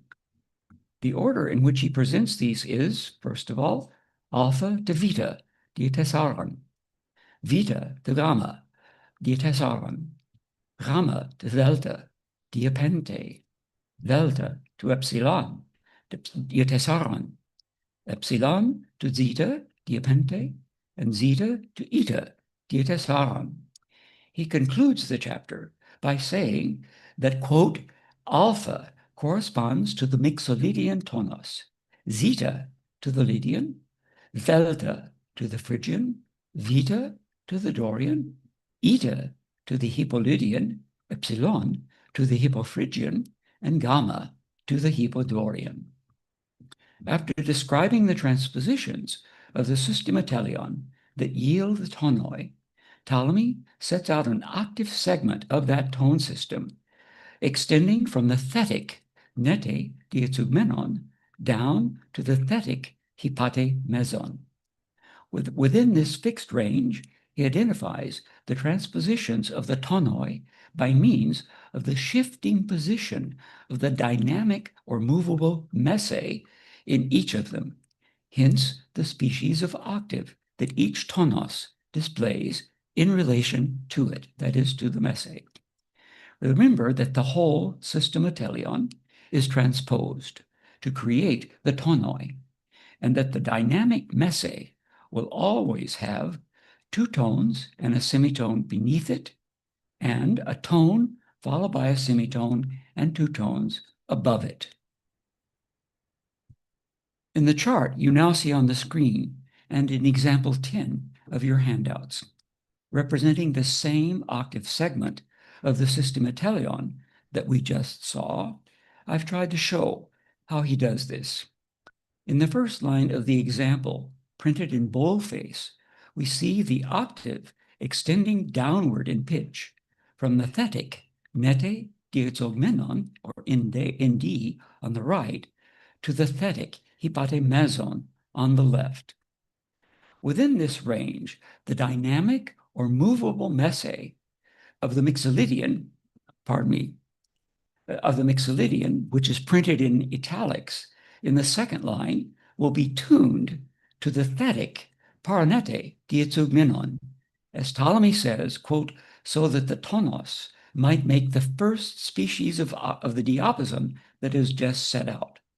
reading line 3 from right to left or from high to low pitch, one can see that indeed the Mixolydian tonos is identified by the first species of diapason just set out, namely 3 tones, followed by a semitone, then 2 tones and a semitone at the bottom. Ptolemy continues. The messe of the Lydian in line 4 will be tuned to the position of the thetic trite diazeugmenon, yielding in line 5 the second species of octave, namely a semitone, followed by 3 tones, then a semitone and 2 tones. In line 6, the messe of the Phrygian will be tuned to the thetic paramesse, making the third species, a tone and a semitone, followed by 3 tones, then a semitone and a tone. Finally, in line 8, the Dorian messe will be equivalent to the thetic messe, creating the fourth and central species of octave, namely 2 tones and a semitone, followed by 3 tones and a semitone. The process then continues for the remaining 3 tonoi. Now that we have seen how Ptolemy identified the transpositions of the tonoi via species of octave, let us now return to Boethius and see how he does the same thing. I mentioned a few moments ago that the only place in his treatise where Boethius equates the species with the modes is at the end of Book 4 in chapter 17 of his Musica. But there, the species play only a supporting role to the rationale for adding an 8th mode. As he says in example 11 in your handouts, I translate, the reason for adding an 8th mode, the hypermixolydian, is evident because of the following. Take this consonance of the bis diapason. Please see the diagram. We have said that the first species of octave is A to H, the second B to L, the third C to K, the fourth D to L, the fifth E to M, the sixth F to N, the seventh G to O. There still remains H to P, which has been added so that the whole series might be filled out. This, then, is the 8th mode, which Ptolemy incorporated at the top, end quote. And we already know that Ptolemy did not do that. Here, the only mode that is mentioned or named as arising out of the species of the diapason consonants is the highest, the hypermixolydian, which derives from the 8th octave species. It flows logically from this that the lowest mode, the hypodorian, should arise from the first species of octave, the hypophrygian from the second, the hypolydian from the third, and so on. Now that we've seen how Boethius relates the modes to the octave species, let us see how the expositor of the Alia Musica does the same thing. And in discussing the Alia Musica, I shall use my own translations. See example 12 in the handout. I translate, the first modus, the lowest of all, therefore the hypodorian, will be from the first octave species and is terminated by the middle string, which is called the messe. The second octave species, which terminates at the paramesse, produces the second modus, the hypophrygian. The third octave species concludes the third modus, the hypolydian, at the string that they call the trite diazeugmenon, and so on up the scale. He concludes the series by saying, quote, moreover, the 7th octave species forms the 7th modus, the mixolydian, which the paranete hyperboleon terminates.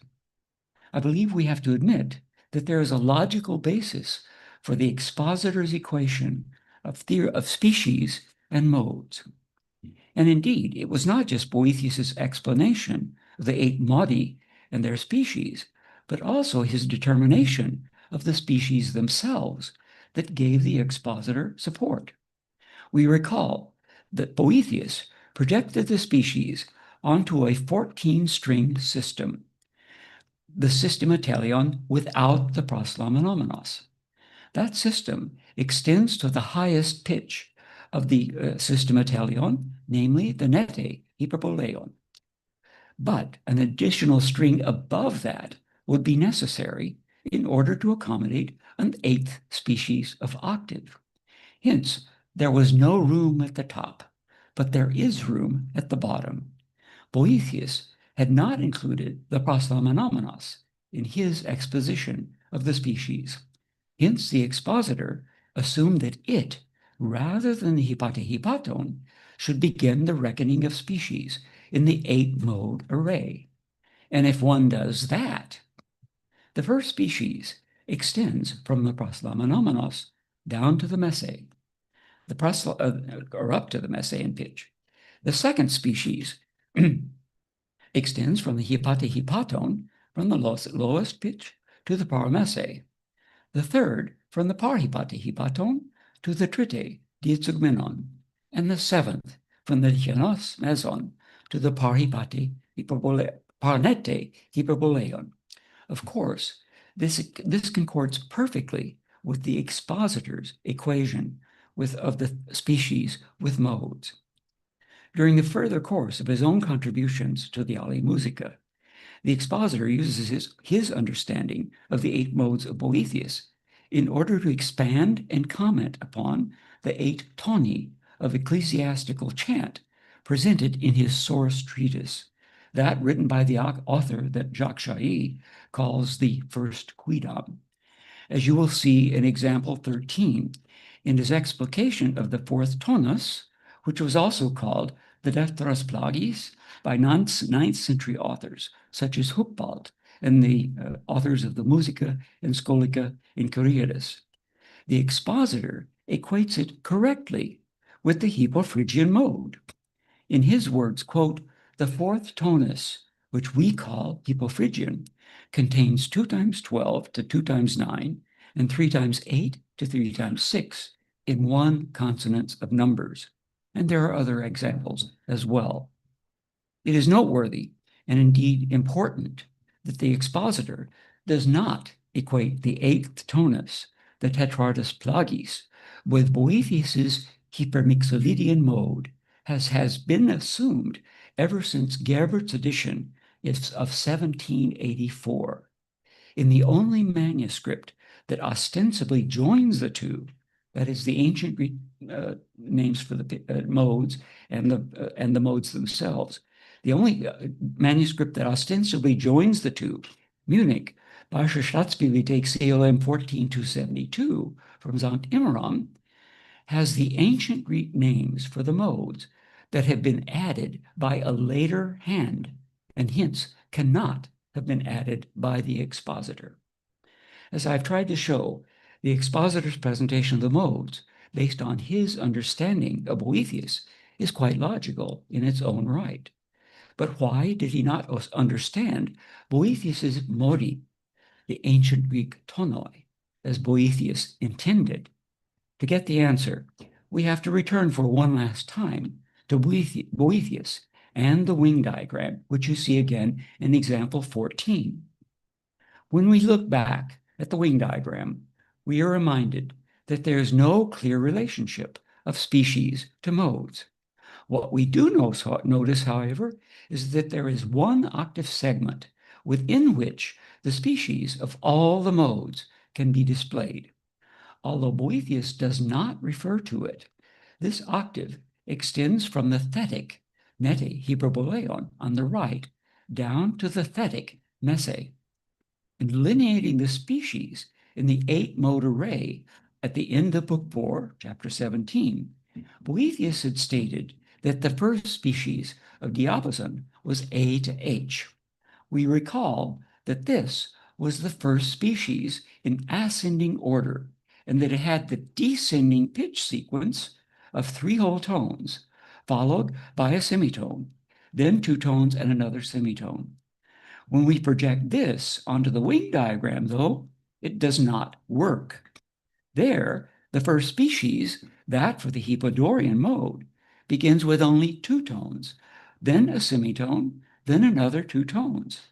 If we look further for that first species with its 3 whole tones to begin, we find it actually in the same diagram as the species for the Mixolydian mode, exactly as Ptolemy had defined it.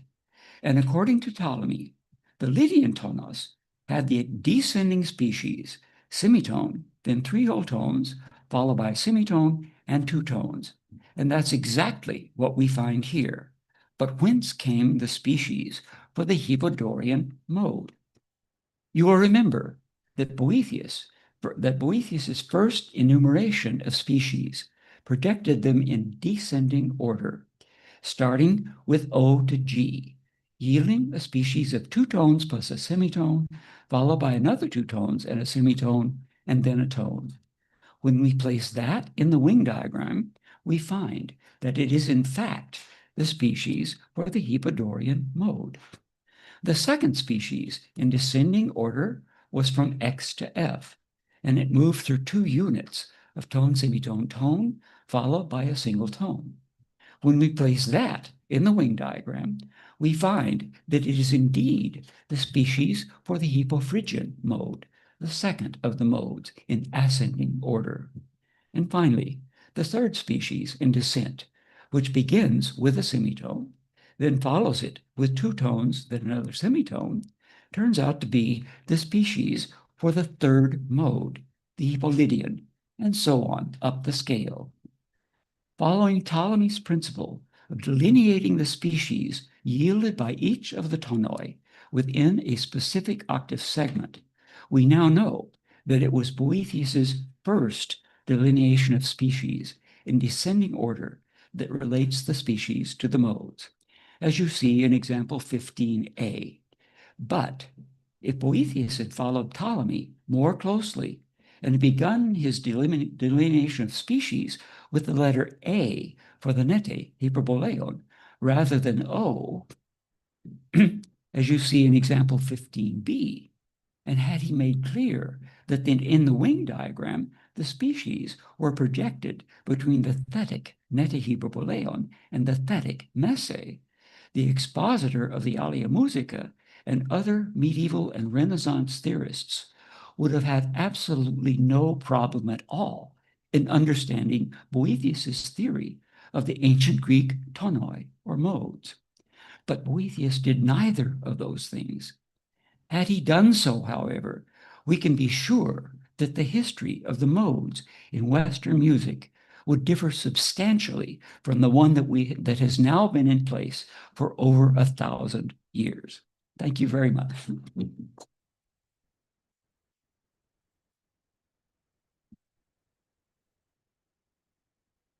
Thank you very much, Charles Atkinson. Let's hear if we have any comments or questions from the audience. Yeah.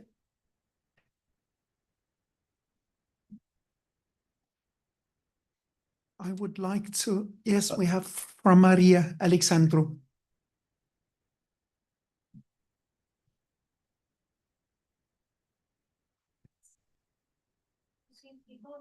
I see it's a wonderful exercise of the mind to see and to match all these mathematics and beautiful symmetries and so on.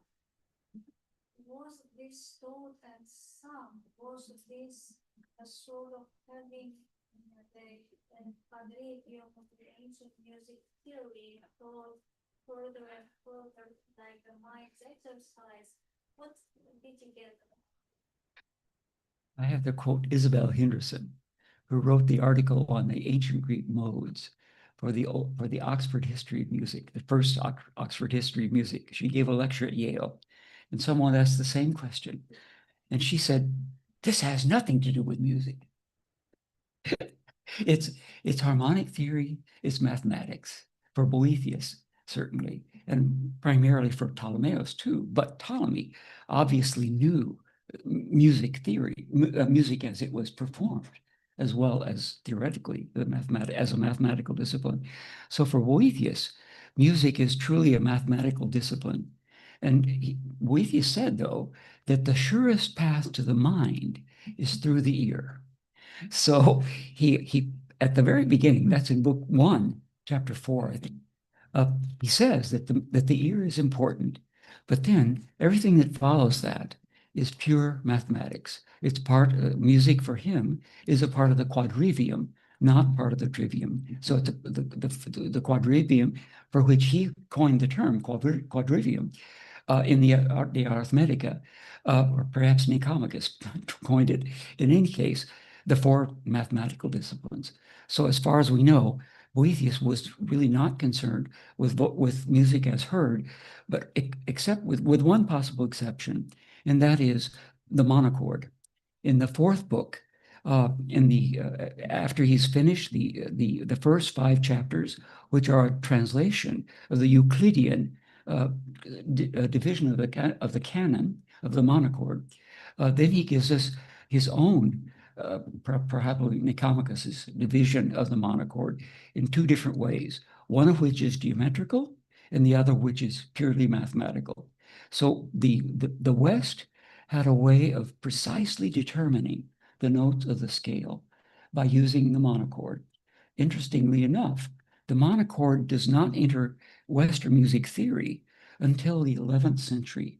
It comes for the first time in Western music theory, as far as we know, in both Guido di Arezzo, but a little bit earlier in the theorists that we know as the Lombard Anonymous, sometimes he's called pseudo Odo of Cluny. He was pseudo Odo was writing around 1000. Guido was writing around 1030 or so, 1025 to 1030. So it's those 2 treatises that give us a theory of the monochord for the first time, and it's in the West.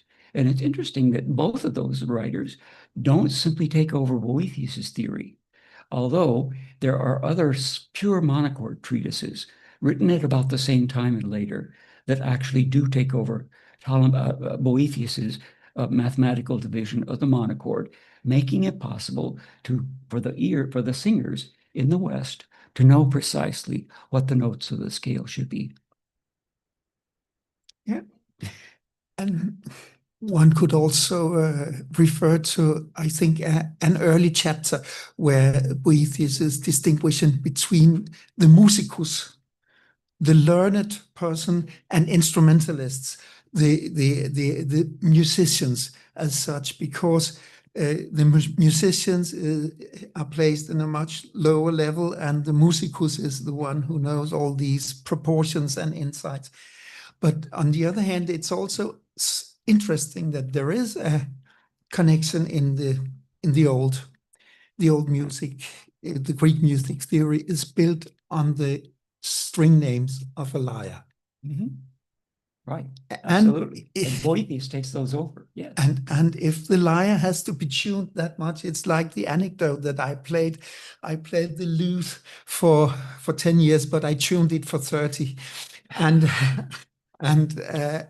I would say that one has this impression that for practical reasons it would be really difficult to on the monochord, to demonstrate scales and intervals and so on, but in practical music, what is really the connection? That's still for me a kind of a crux. Well, my answer to that is that the monochord was used to tune the stringed instruments. We know that there were, for example, the Trottingham lyre of 6 strings. That's a 6th or 7th century find. So we know that and organs we know were in use already in the Carolingian period.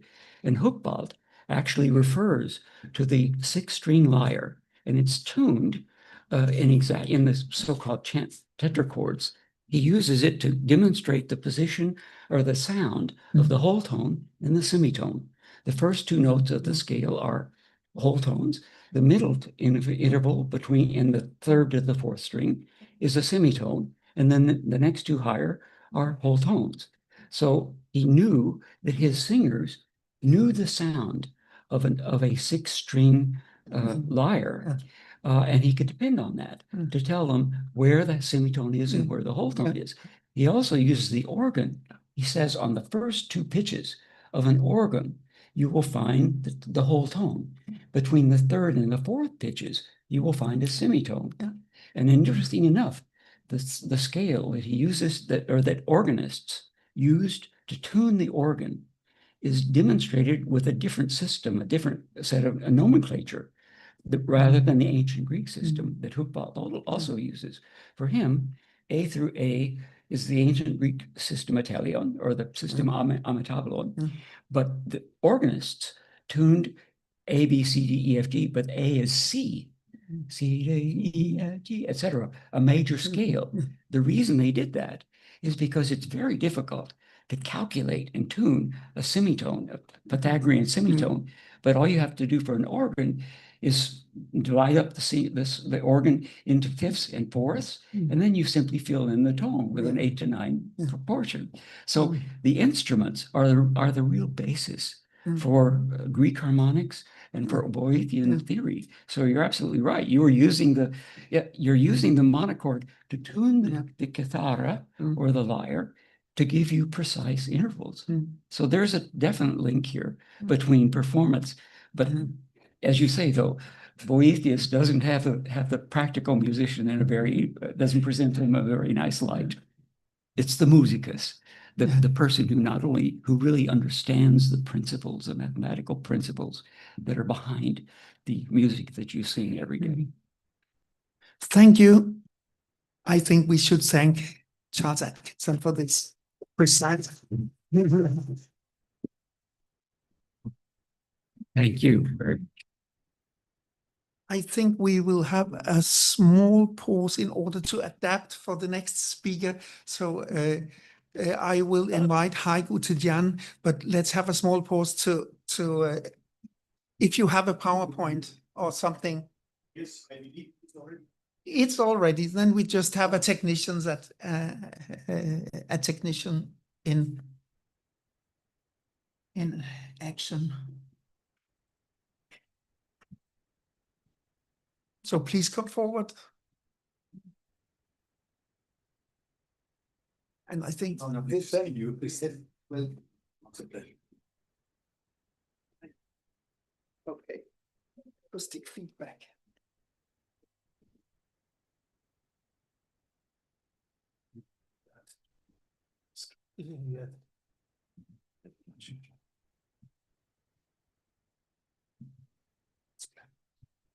Yes. The PowerPoint has been mounted and it's visible on screen. So I will proceed to the introduction of the next speaker, Dr. Haik Utidjan, who is, besides a choir and opera and orchestra conductor, is a scholar of Armenian chant, and he has followed the track to study on the existing sources in a little more than in speculation that has been a trend in Armenian music history beforehand. And it is really interesting to see how these sources some centuries back can bring very interesting results. And the links to the medieval tradition backwards is still under scrutiny. But Haik has worked a lot with the musical milieu in Constantinople in the 17th and 18th century, and the 18th and 19th century, and the interaction between the various musical cultures that was flourishing in that period. And He is now conducting a research on these phenomena under the umbrella of the Portuguese research center CISEM in Lisbon, and which is also at cross-cultural Chant Research Center, which is unique in this. So it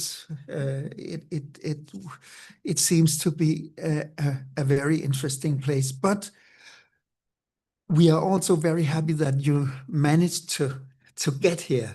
I just arrived from Prague. I will leave the word to Heike Utidian. Welcome. Thank you very much, dear Christian. And I'm, in a sense, rather embarrassed and at a very severe disadvantage through having missed the talks prior to my own. And that was not by design, but the vicissitudes of air travel. And I'm especially severely disadvantaged by having missed all but the last 5 minutes of Charles's talk.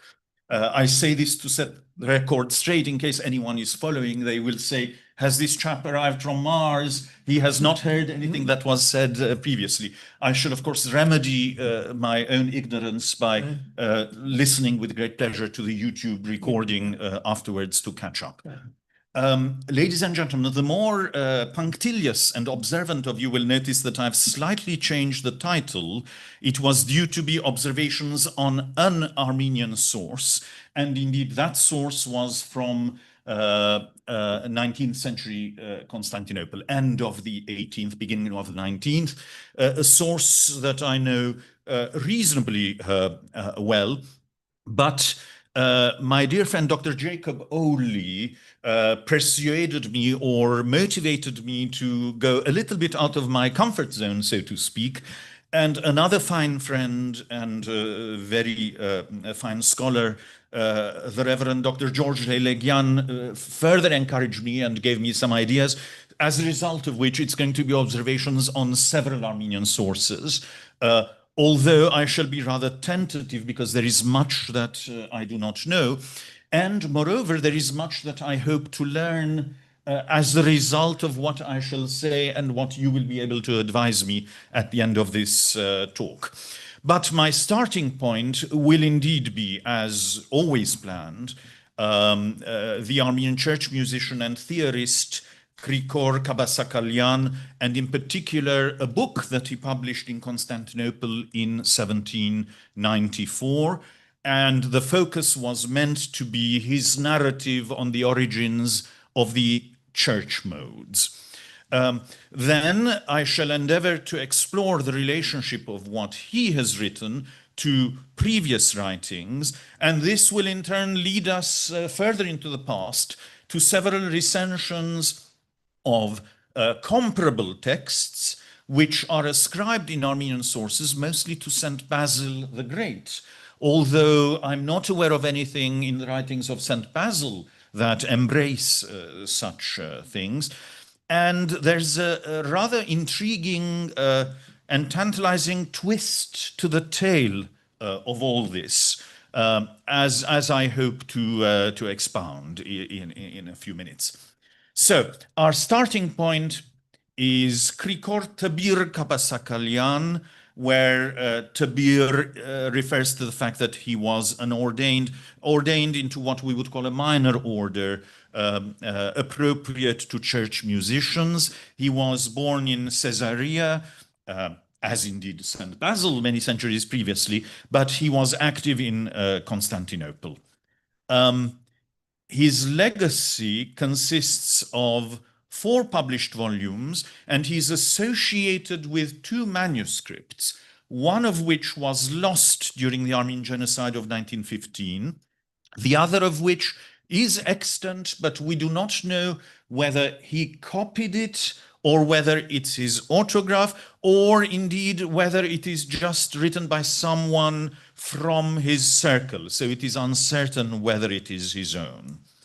I will show you in a moment something about his narrative on the origins of the church modes, and it will be interesting and instructive to compare his treatment with the treatment of Saint Gregory of Datev from the 14th century, end of the 14th century. It seems that Krikor has drawn on that, and going back to the earlier source is helpful because the saint is more lucid and more comprehensive, and many of the protagonists associated with each of the modes are individually named therein, with an intriguing preponderance of Greek-sounding names. In addition to a deep knowledge of Greek music, Kabasakalian also demonstrates a keen awareness of Ottoman Turkish musical traditions and terminology. And I will start by showing you this diagram. A transcription of it may be found on the left. As you see, it is a circle very reminiscent of Byzantine drochi that we find in all manner of papadike, of which we have the foremost world experts in our midst in this hall. The four arms represent each of the four authentic modes, and the four sectors in between the arms each represent one of the plagal modes. If we proceed clockwise from the 12 o'clock position, the following trilingual labels may be found, all of which are in Armenian script. The abbreviation for each of the four authentic modes is followed by the Armenian name for the corresponding material element: soil, water, air, fire, followed by the Greek equivalent of that word in Armenian Noter Kir script, and then in a perpendicular radial direction, the names of a Turkish makam appear in the case of each of the arms of this cross. So the central axis of the diagram provides the name of Ottoman makams Yegyah, Dügyah, Segyah, and Chargyah, which designate respectively first position, and position here means degree or mode. I'm grateful to Jacob Oli for this information. So first position, second position, and so forth. However, it would behove me to stress that the musical modes indicated by these Ottoman names do not correspond at all to the musical properties of the four authentic modes of the Armenian system. So they must have been chosen by Kapasakalian for their symbolic use rather than any descriptive purpose.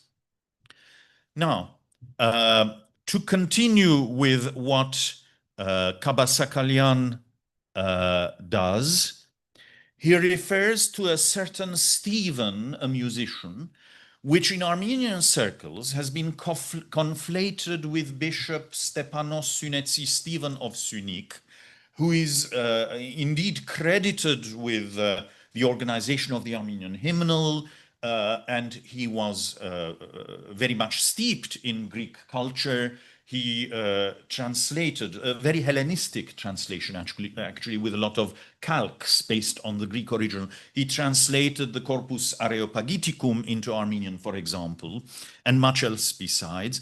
So Kabasakalian refers to A. Stephen, animal noises, various mythological figures, the first of whom is called Timgianos in Armenian, and others, who derived the modes from nature: wood, wrought iron, currents, and waves. But he also goes back to the earliest Armenian Christian source of which there is a written record, namely the Catholicos Saint Isahak Bartev from the early 4th century.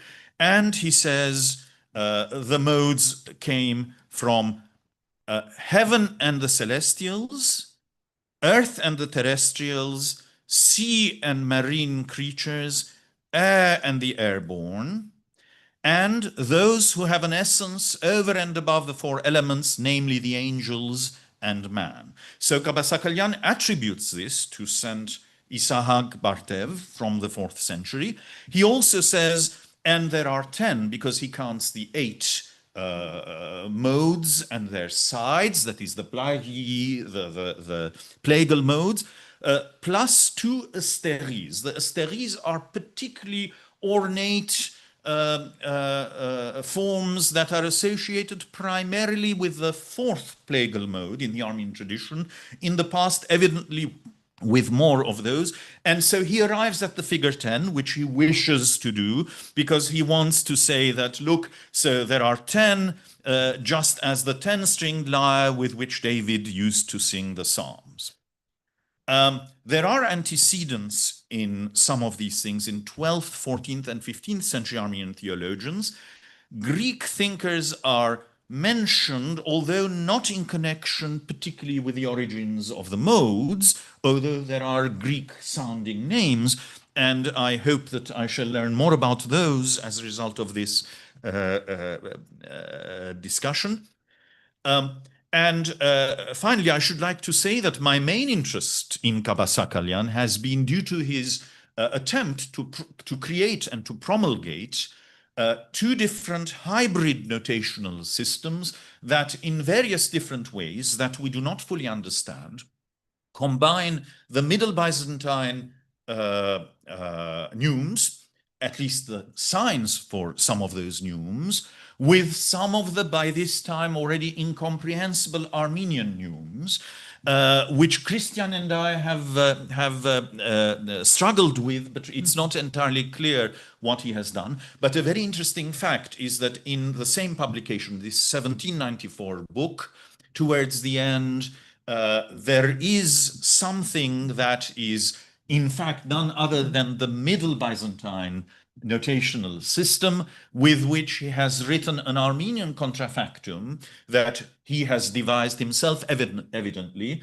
And fortunately, overleaf, there is the Greek version in Armenian transliteration, which is an Irmos by none other than Petros Peloponnesios. And for a very, very long time, no one could recognize it or decipher it. And there are 3 reasons for this. One is that Kabasakalyan understood the Middle Byzantine system well, evidently, but he wanted to save money. So to minimize the number of litera, the number of types that needed to be created, he simplified the system, but he eliminated some of the group signs. And so much of what he does is at variance with the grammar of the Middle Byzantine notational system. But he did it skillfully in such a way that there would be minimal loss of information.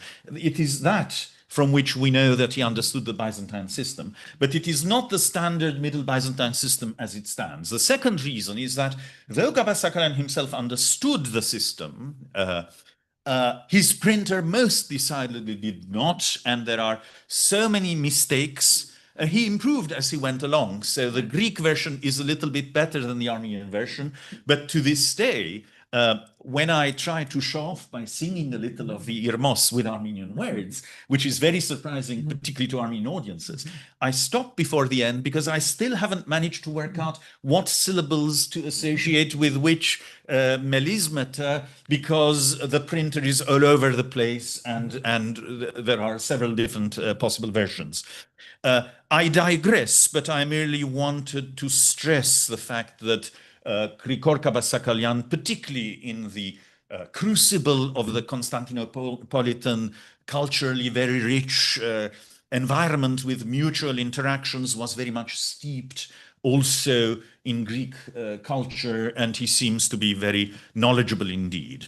However, I have only given you an outline of his own narrative. I shall look at the fuller version that we find in the late 14th century Book of Questions, a very scholastic work of an encyclopedic character, a very, very fat volume indeed,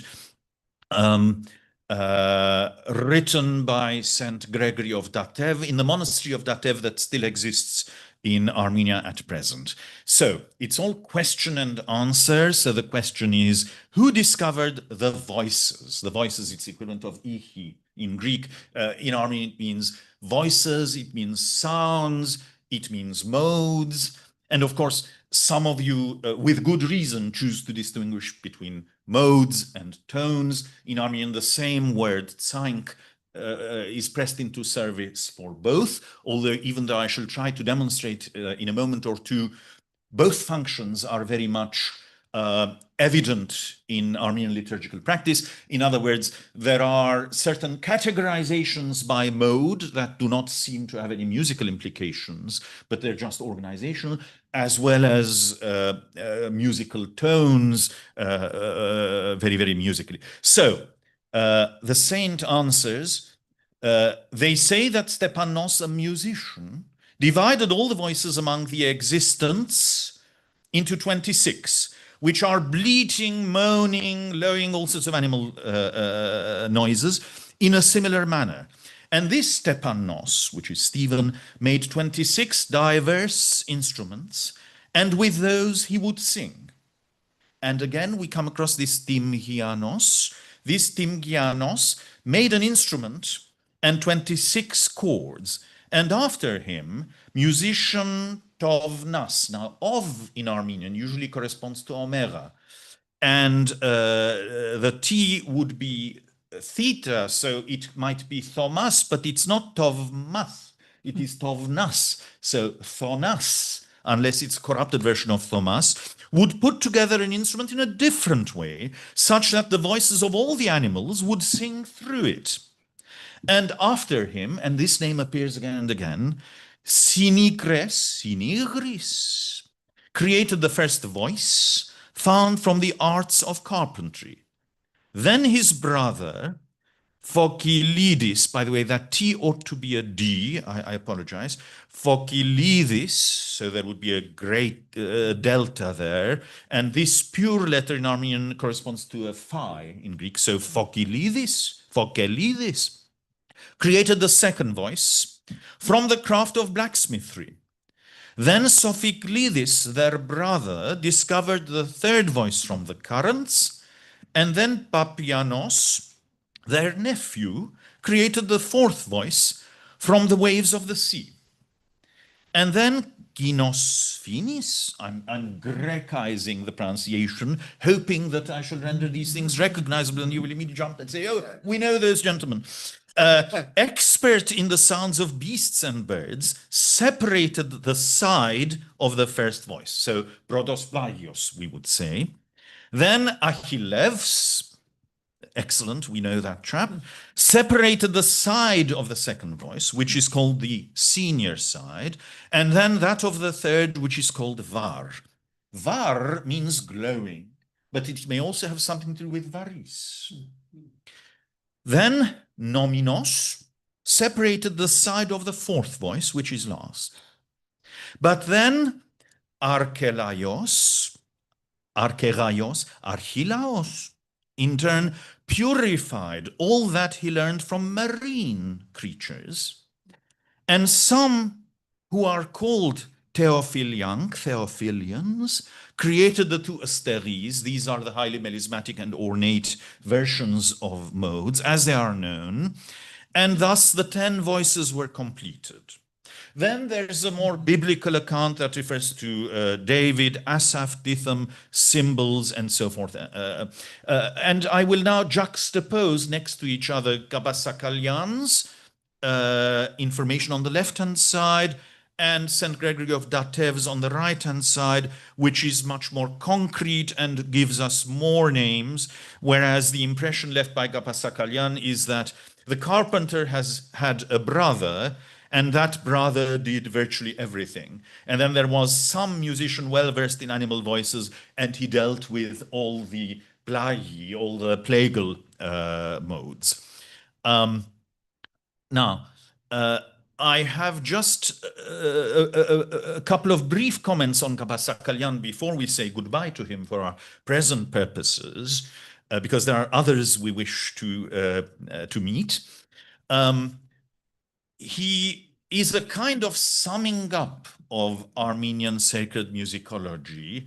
But there were precedents. There was Saint Narcisse of Lambron in Armenian Cilicia in the 12th century, Saint Gregory of Datev, whom we have seen, his pupil Arakel of Sunik. Then in Venice, I say in Venice, where are we? We are in San Lazzaro. So we are indeed in Venice. So a stone's thrown away in San Lazzaro. There's a fascinating manuscript called a multi-thematic treatise by an anonymous writer called Voskeporig from the 16th or 17th centuries that also has a musicological section. And there is Khachadur Ezrumetsi, who comes closest to the time of Gapasakalian. Now, I shall in a moment introduce another Voskeporig that is a century earlier than this one. But allow me to say, first of all, my name is not to present or indeed produce a critical edition or to try and create a thorough conspectus of all recensions. And moreover, although 2 or 3 of them have similar names, but most of these sources are mutually unreconcilable.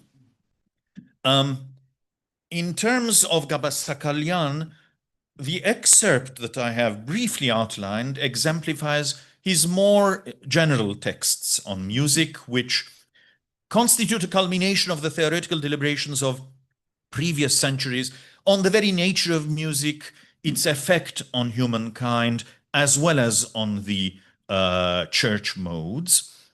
And readers, in fact, contemporaneous readers in the late 18th century and early 19th century in Constantinople, Armenian readers were baffled by his writings, and there are comments. People complain that his texts were no clearer than the biblical words mene, tekel, ufarsin, as in the book of Daniel. Even Dandesian, the most astute of our musicologists, referred to Gabasakalian's writings as being jabar, a word that splendidly connotes at once a text that is extensive, complex, sprawling, and rather obscure.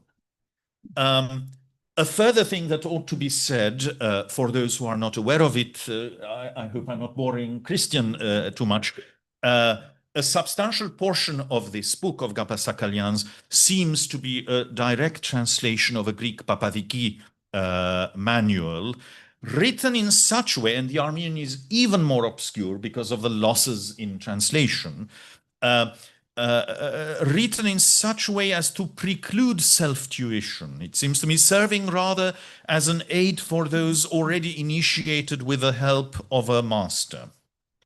At any rate, with the emergence of Hampartsum Limonjan's homegrown notational system, which emerged in the same milieu and at about the same time as the Chrysantine innovation in the case of Byzantine system, Gabasakalian's attempts were reduced in importance, and he appears to have become rather forgotten. And we have already seen that the book was compromised by printing errors. We find all sorts of inconsistencies in the verbal text as well, and apparent non sequiturs. And serious work on Gabasakalian was undertaken from about 2013 onwards, when I had the very great fortune of meeting Alexander Lingas, Kristen Trollsgaard, and we found this volume rather fascinating for all sorts of reasons. And I translated the monograph part of it, as opposed to the songbook components of it, into English and drew upon it for articles, most recently for Jacob Oley's Global Sources of the History of Music Theory project, held jointly in Frankfurt and in Chicago.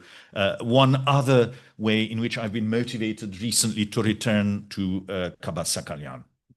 Now, I sought further sources, initially motivated by the desire to complete and correct the list of Greek-sounding names, hoping that at least these could be clarified, and also to put, after all, to put Gabasakalian in a deeper context in this way. And I found a paper by Anna Arefshadian, which includes 4 different accounts, the first 2 of which were familiar to me, the last 2 were not. I'll quickly go over the first 3, which may be considered to belong to the same family, so to speak, and then a 4th source that was unpublished until she published it, and which I've been working on and noticing some very interesting things. The first is a Venetian manuscript found in San Lazzaro, of which one of the arches you can see in my photograph on the right-hand side, of which I'm justifiably proud. So in the San Lazzaro catalogue of manuscripts in the first volume by Father Parcer Sarkisian, there is this brief passage which he quotes from that manuscript, which is indeed also called Voskeporig. Literally, it means something that has a golden belly. So a kind of anthology of writings of a useful and morally elevating and informative nature. So this is a further source for the same names that we have already encountered. I'll tabulate these in a moment. It's earlier than the other Voskeporig that I briefly referred to. It's in San Lazzaro. And the manuscript is dated from the 15th to 16th centuries. There's no colophon, so we don't know exactly. And we find 26 types of animal noise listed. Needless to say, I could not find English translations for many of those. Some of those I just did not have a clue as to what they were. We shall return to this briefly in order to obtain the various names and compare. There's another version that I did know about by Archimandrite Gomidas, which he published in 1894, but I don't know what manuscript it is from, because he has written, by chance, a manuscript came into our hands with no catalogue number anywhere, provenance or year. And it was reproduced as part 2 of his 1894 article under regarding the voices from whence they were discovered. And this is now explicitly attributed to the blessed Basil, Basil the Cappadocian, the Caesarian, St. Basil the Great. This lists a mere 24 animal noises and activities, one of which is crawling, unless I'm very much mistaken. And the third source is from a publication by Kurdian, who I believe donated his manuscript to the Mkhitarist monastery in San Lazzaro. So physically, this manuscript is probably also not far from where we are at this moment. But I am using his publication. I haven't checked the manuscript itself. Until recently, I did not know of it. And this time, the attribution is not to St. Basil, but rather to the Armenian Moses the poet father, who may be the historian or the poet Movses Khorenatsi. And there is controversy as to whether it was one person or 2 persons conflated and which century he might have been from. And so you will find that here we have some very interesting things. So for the first authentic voice, that voice comes from the voice of God, none other than God, when he calls, "Where art thou, Adam?" in the book of Genesis. Or indeed, the same voice when it cries, "Where is Abel thy brother?" to Cain, a little later in Genesis.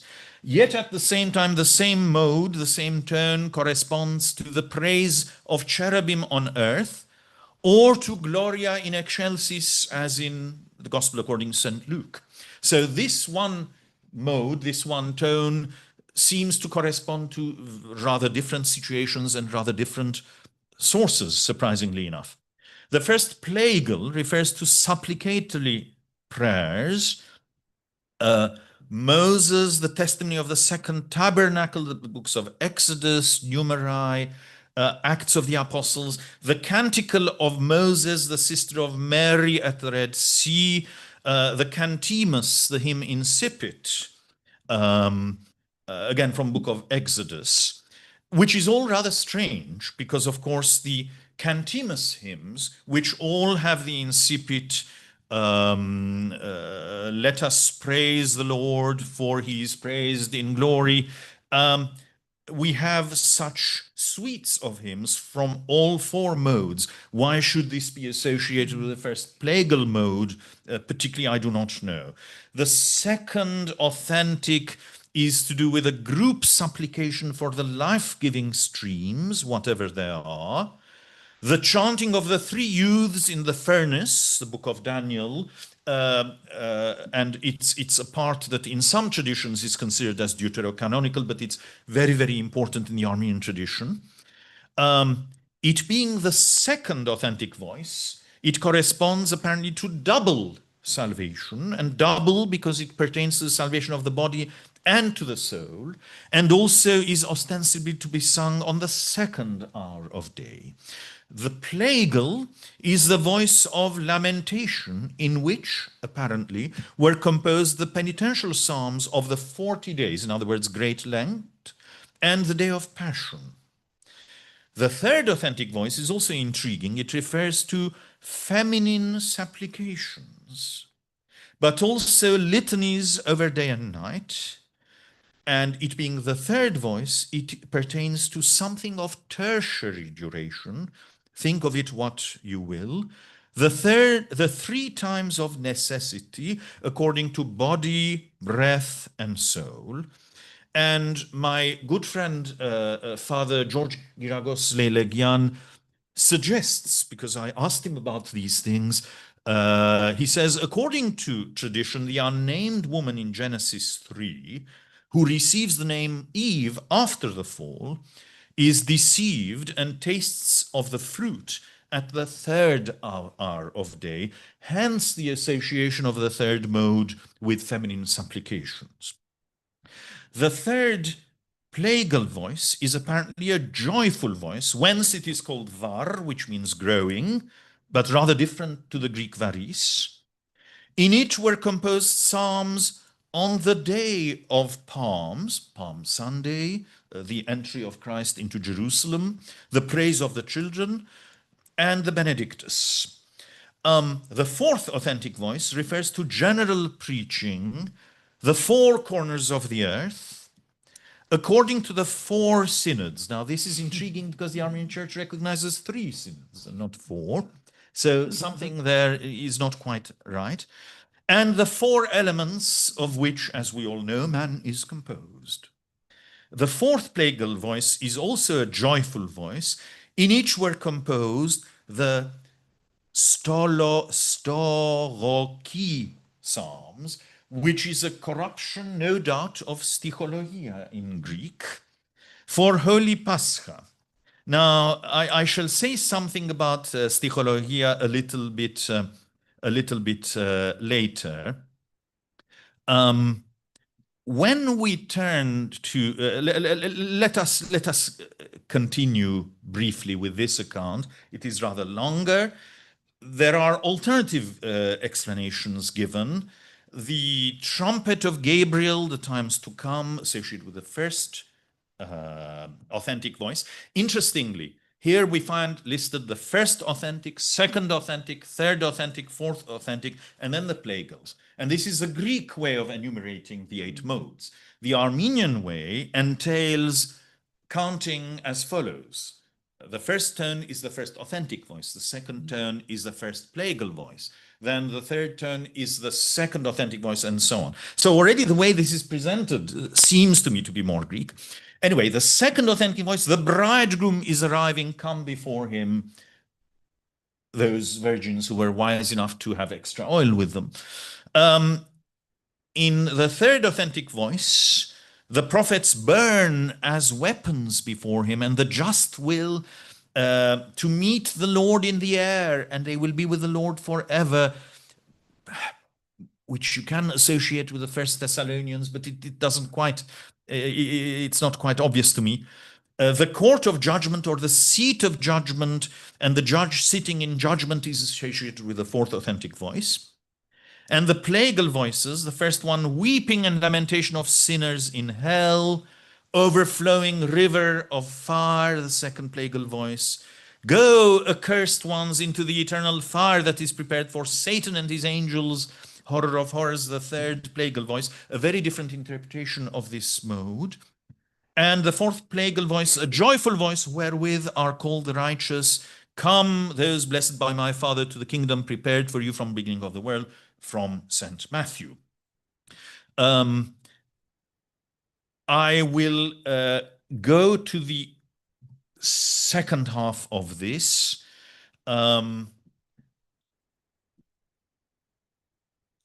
Stepanos, the singer and philosopher, is mentioned again. He divided the sounds of animals into 26. Timgianos appears again, etc., etc. And the plagal voices are mentioned. And here we have a whole series of very, very odd words, such as vraimi, Ginosthenes separated the vraimi from pratos.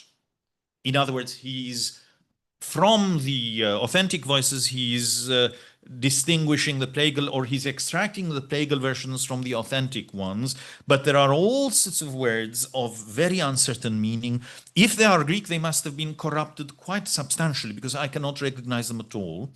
And one Archidis discovered Brabroro from Brid.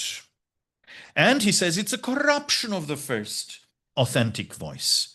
It's very difficult to discern the original forms also because the declined form of names in ancient Armenian sometimes makes it difficult to guess what the nominative form was if one doesn't know this. But considerable interest attaches to the end of this text because Arevshadian seems convinced that there is the influence of St. Gregory of Nyssa, but I read the entire relevant passage by Nissen in Inscriptiones Psalmorum, Istas epigraphas ton Psalmon, which I strongly recommend because it is an astonishingly beautiful piece of writing. But I could not find, there was just a very, very vague echo, and I'm not convinced of a connection. So the Armenian source, towards the end, urges man not to use instruments as of old, but instead to let the throat make sounds instead of the trumpets, different parts of the body rather than musical instruments. It's a manifesto advocating singing instead of the use of the instruments, which seems very anachronistic, and you might expect it in some extreme Protestant tradition, perhaps. And apparently, he says this, whoever wrote this, for, he says, it has been written that man is the instrument of praise. Now, here you can see the relevant bit from St. Gregory of Nyssa. Oras don dis arterias avlon, din dis iberoas magada, din dia glottis keparion gestomados, os dia chordon geplictru githarodian. Do you see the flute of the trachea, the magada of the palate, and the playing of the harp through the tongue and cheeks and mouth, as with strings and plecters? But St. Gregory does not say you should not use instruments or anything of the kind. And indeed, the previous sentence is Dignisi de tuto, que organigitu somado Simon, diaskevi prosergasian musikis philodechnithisa paradis physeos.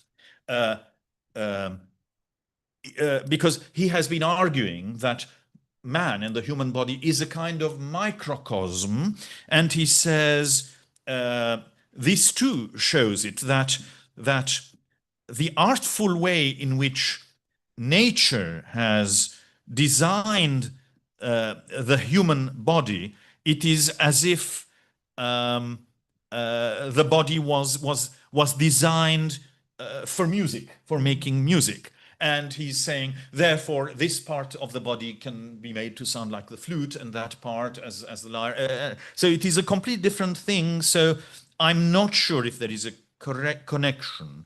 Whereas the Armenian source is rather different. He says, thus, it does not behove the thalamus of men, whatever that means, or a gathering of men, I do not know, a space where people gather, to have any instrument for songs as of old. Rather let the throat be instead of the trump, the nostrils instead of the flute, the chin instead of the cymbals, the tongue, and then there is something of which the meaning I do not know, I cannot find it in a dictionary, the entire body instead of the drum, the mind instead of the harp, the soul instead of a lyre, the sensory organs instead of a psaltery. For it has been written that man himself is the instrument of praise.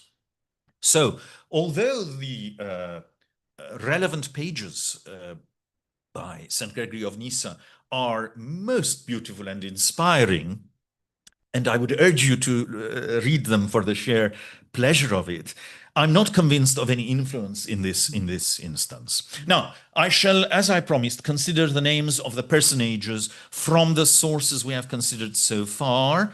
St. Gregory, the Venetian Voskeporic manuscript, Komitas, and Kurdian, and the names do correspond. Some are fuller, some are less full. And we find names, Stepanos, a musician, a philosopher, but there is a Stephanus of Byzantium, according to the internet at least. There is also a Phokylidis, and there is a Timotheos Kytharodos, none other than Timotheus in Handel's Alexander's Feast, when we sing Dryden's poetry when performing that work. So this is my very primitive attempt last night to find any mentions of those gentlemen on the internet. Phokylidis, I see, and Timotheos, and so on. So it seems to me that perhaps in medieval times or older antiquity, some of those characters do exist in the Greek tradition. I do not know of them and am eager to learn, because it is very fascinating to find out where these things come from. Now, my last source is Arefshadyan's text. She seems to have collated it from 4 different manuscripts found in the Madenataran, and there are mutually inconsistent associations. Again, so for example, the first voice is associated with the Gloria, but also with the last trump, the Gabrielian trumpet.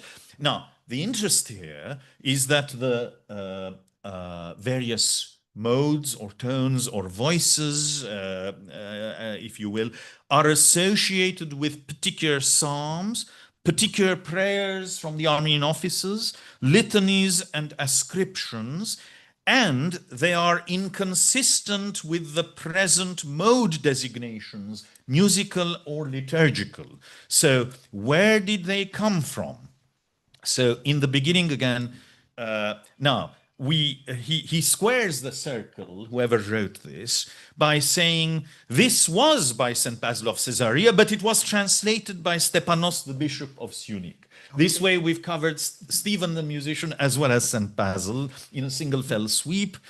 And there are various liturgical situations mentioned. For example, the second plagal Asterie, a very ornate version of that voice, of that plagal voice, is associated with a hymn for the burial of clergy. Again, we find that part of this text proceeds in the usual Armenian order, and this part of the account, however, deals with all the voices, then the sides. And there's an intriguing mention in the middle of the slide on the left-hand side. You will see the second plagal voice, the Asterie, the ornate melismatic version, sing in a half voice the stologies, the stichologie of 3 psalms. What could this be? I shall omit all the detailed and interesting explanations that I have and focus just on this matter. And I will say something about what astrology seems to mean in the Armenian tradition, so that we can compare and contrast it with the Greek usage that I do not know very much. Usually it means psalm verses articulating the particular theme of a commemoration, for instance, and emphasized in the Armenian tradition through a highly developed musical setting. So, for example, in San Lazzaro, I found years ago a beautiful lectionary copied in different geographical locations, completed in 1335. And for Saturday morning of Easter Eve, this is what you see. Look at the dense, oh, when did you stop seeing? So hopefully the matter can be remedied with alacrity. But I can talk in the meantime, can I not? To make use of the time available to me. So, as you will see in a moment, I very much hope,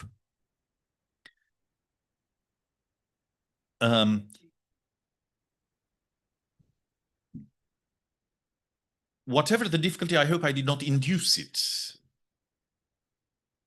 Yes.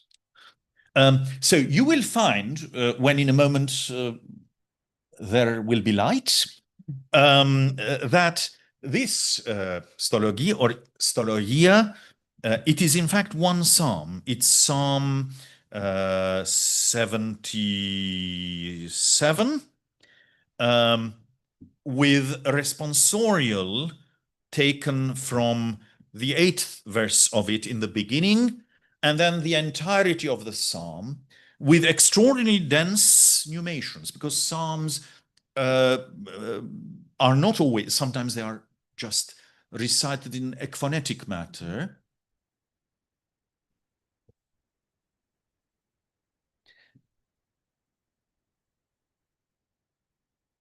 For anyone following remotely, let me stress, this is not part of my presentation.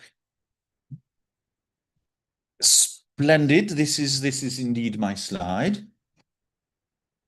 Thank you. Thank you. Right. So it starts here.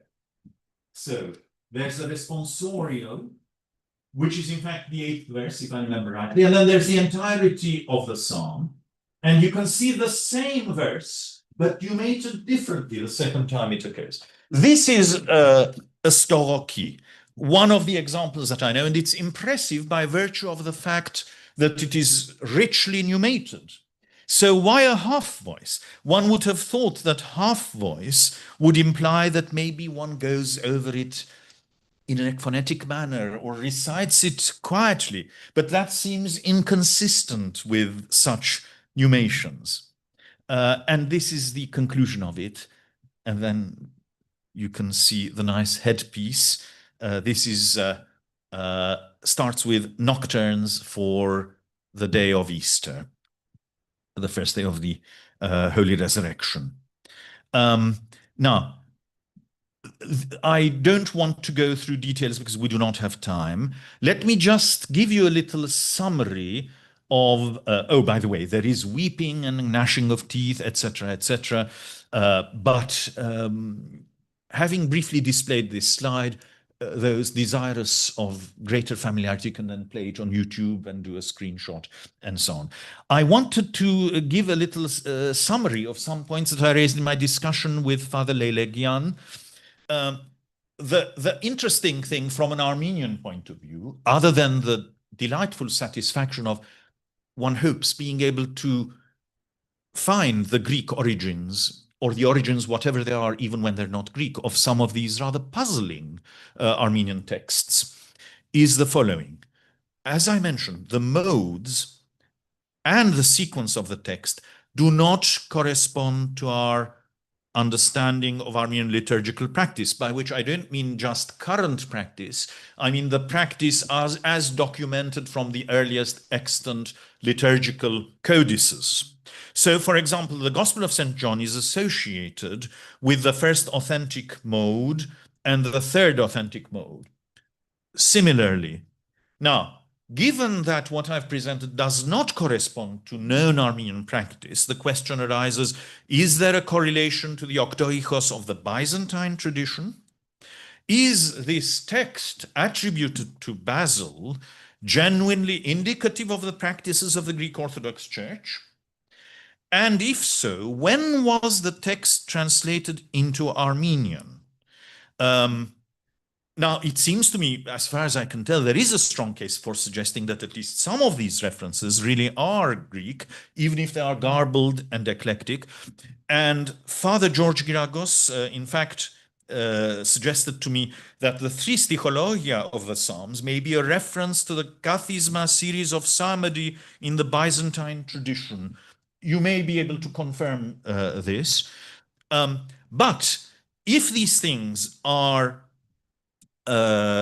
if such writings were spread about in Armenian communities, do they bespeak an earlier Armenian practice that is not otherwise documented, that was similar to Greek practice? Or is it simply that these prestigious Greek sources were translated into Armenian, much as other things? For example, the books of Thrax, grammarians were translated into Armenian, even though the rules of Greek accentuation are not the same as those in Armenian, but it was a very respected Greek text, and so it was translated and circulated in Armenian, even though it had nothing to do with the practices associated with the Armenian language. Could it be that it's this sort of thing? And of course, it would be very useful to know where these, what time these Greek things come from, and what time they were translated into Armenian. And of course, the absence of early sources doesn't mean that they didn't exist. So I fear that I have to end with an open question that I hope you may be in a position to help me answer. I will just end by reminding us all that the relationship between Greek sources and Armenian texts or translations is not always straightforward. So in the Armenian Missal, for example, there are prayers attributed to Saints Basil and John Chrysostom, of which I have not found Greek equivalents. The lectionary has homilies attributed, amongst others, to Saint Basil, John Chrysostom, Syriac saints, which do not seem to exist in the languages from which they are ostensibly translated. On the other hand, we know the syntonization of the homily on the Holy Spirit by Saint Basil.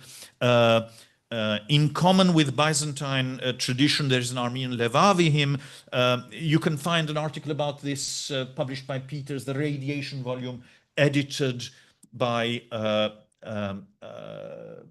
our dear colleagues here.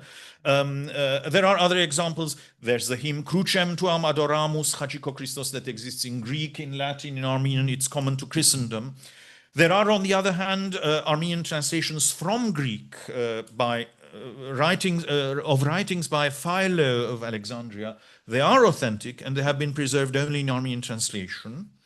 And so it's difficult to know what to think. I'm convinced of some genuine Greek antecedents, and I very much hope that this presentation will help identify some of them. Also, in the catalogue by the late Venetian Mechitarist, father of San Lazaro, Father Sarkisian, he mentions Epiphanes the Cypriot and Athanasius. So there are some Armenian texts attributed to those. I have not located these.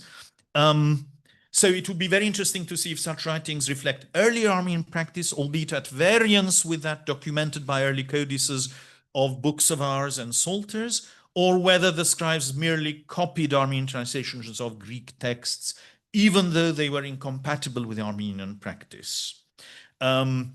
If indeed these texts are witnesses of earlier Armenian liturgical practices, then this is extremely interesting, surprising, and it opens a whole new avenue worthy of investigation. I should like to proffer my very sincere thanks to all who helped me, organizations, individuals, Jacob Oli, Father George Leilegian, the Mechitarist congregation in San Lazaro, who unfortunately their members could not attend this evening much as they wanted to, because there's something about St. Thomas Aquinas that is happening, which they are committed to.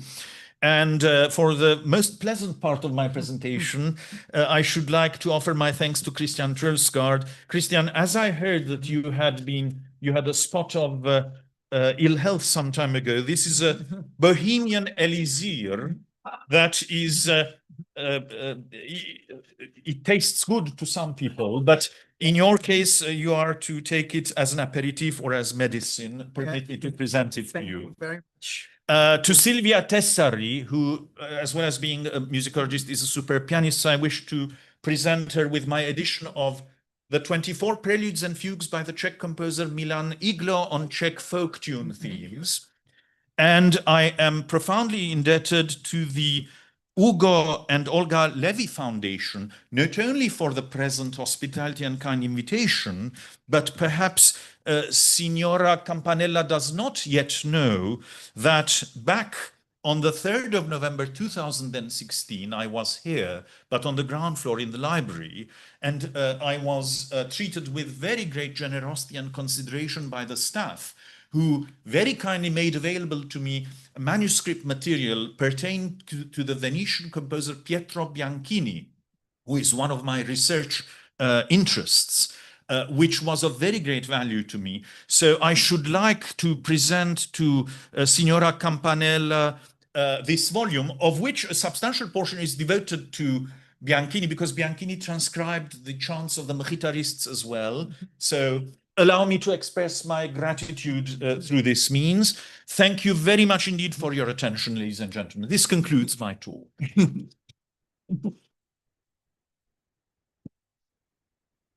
Thank you very much, Ike. We really appreciate that you took up the challenge to go into the research on the pre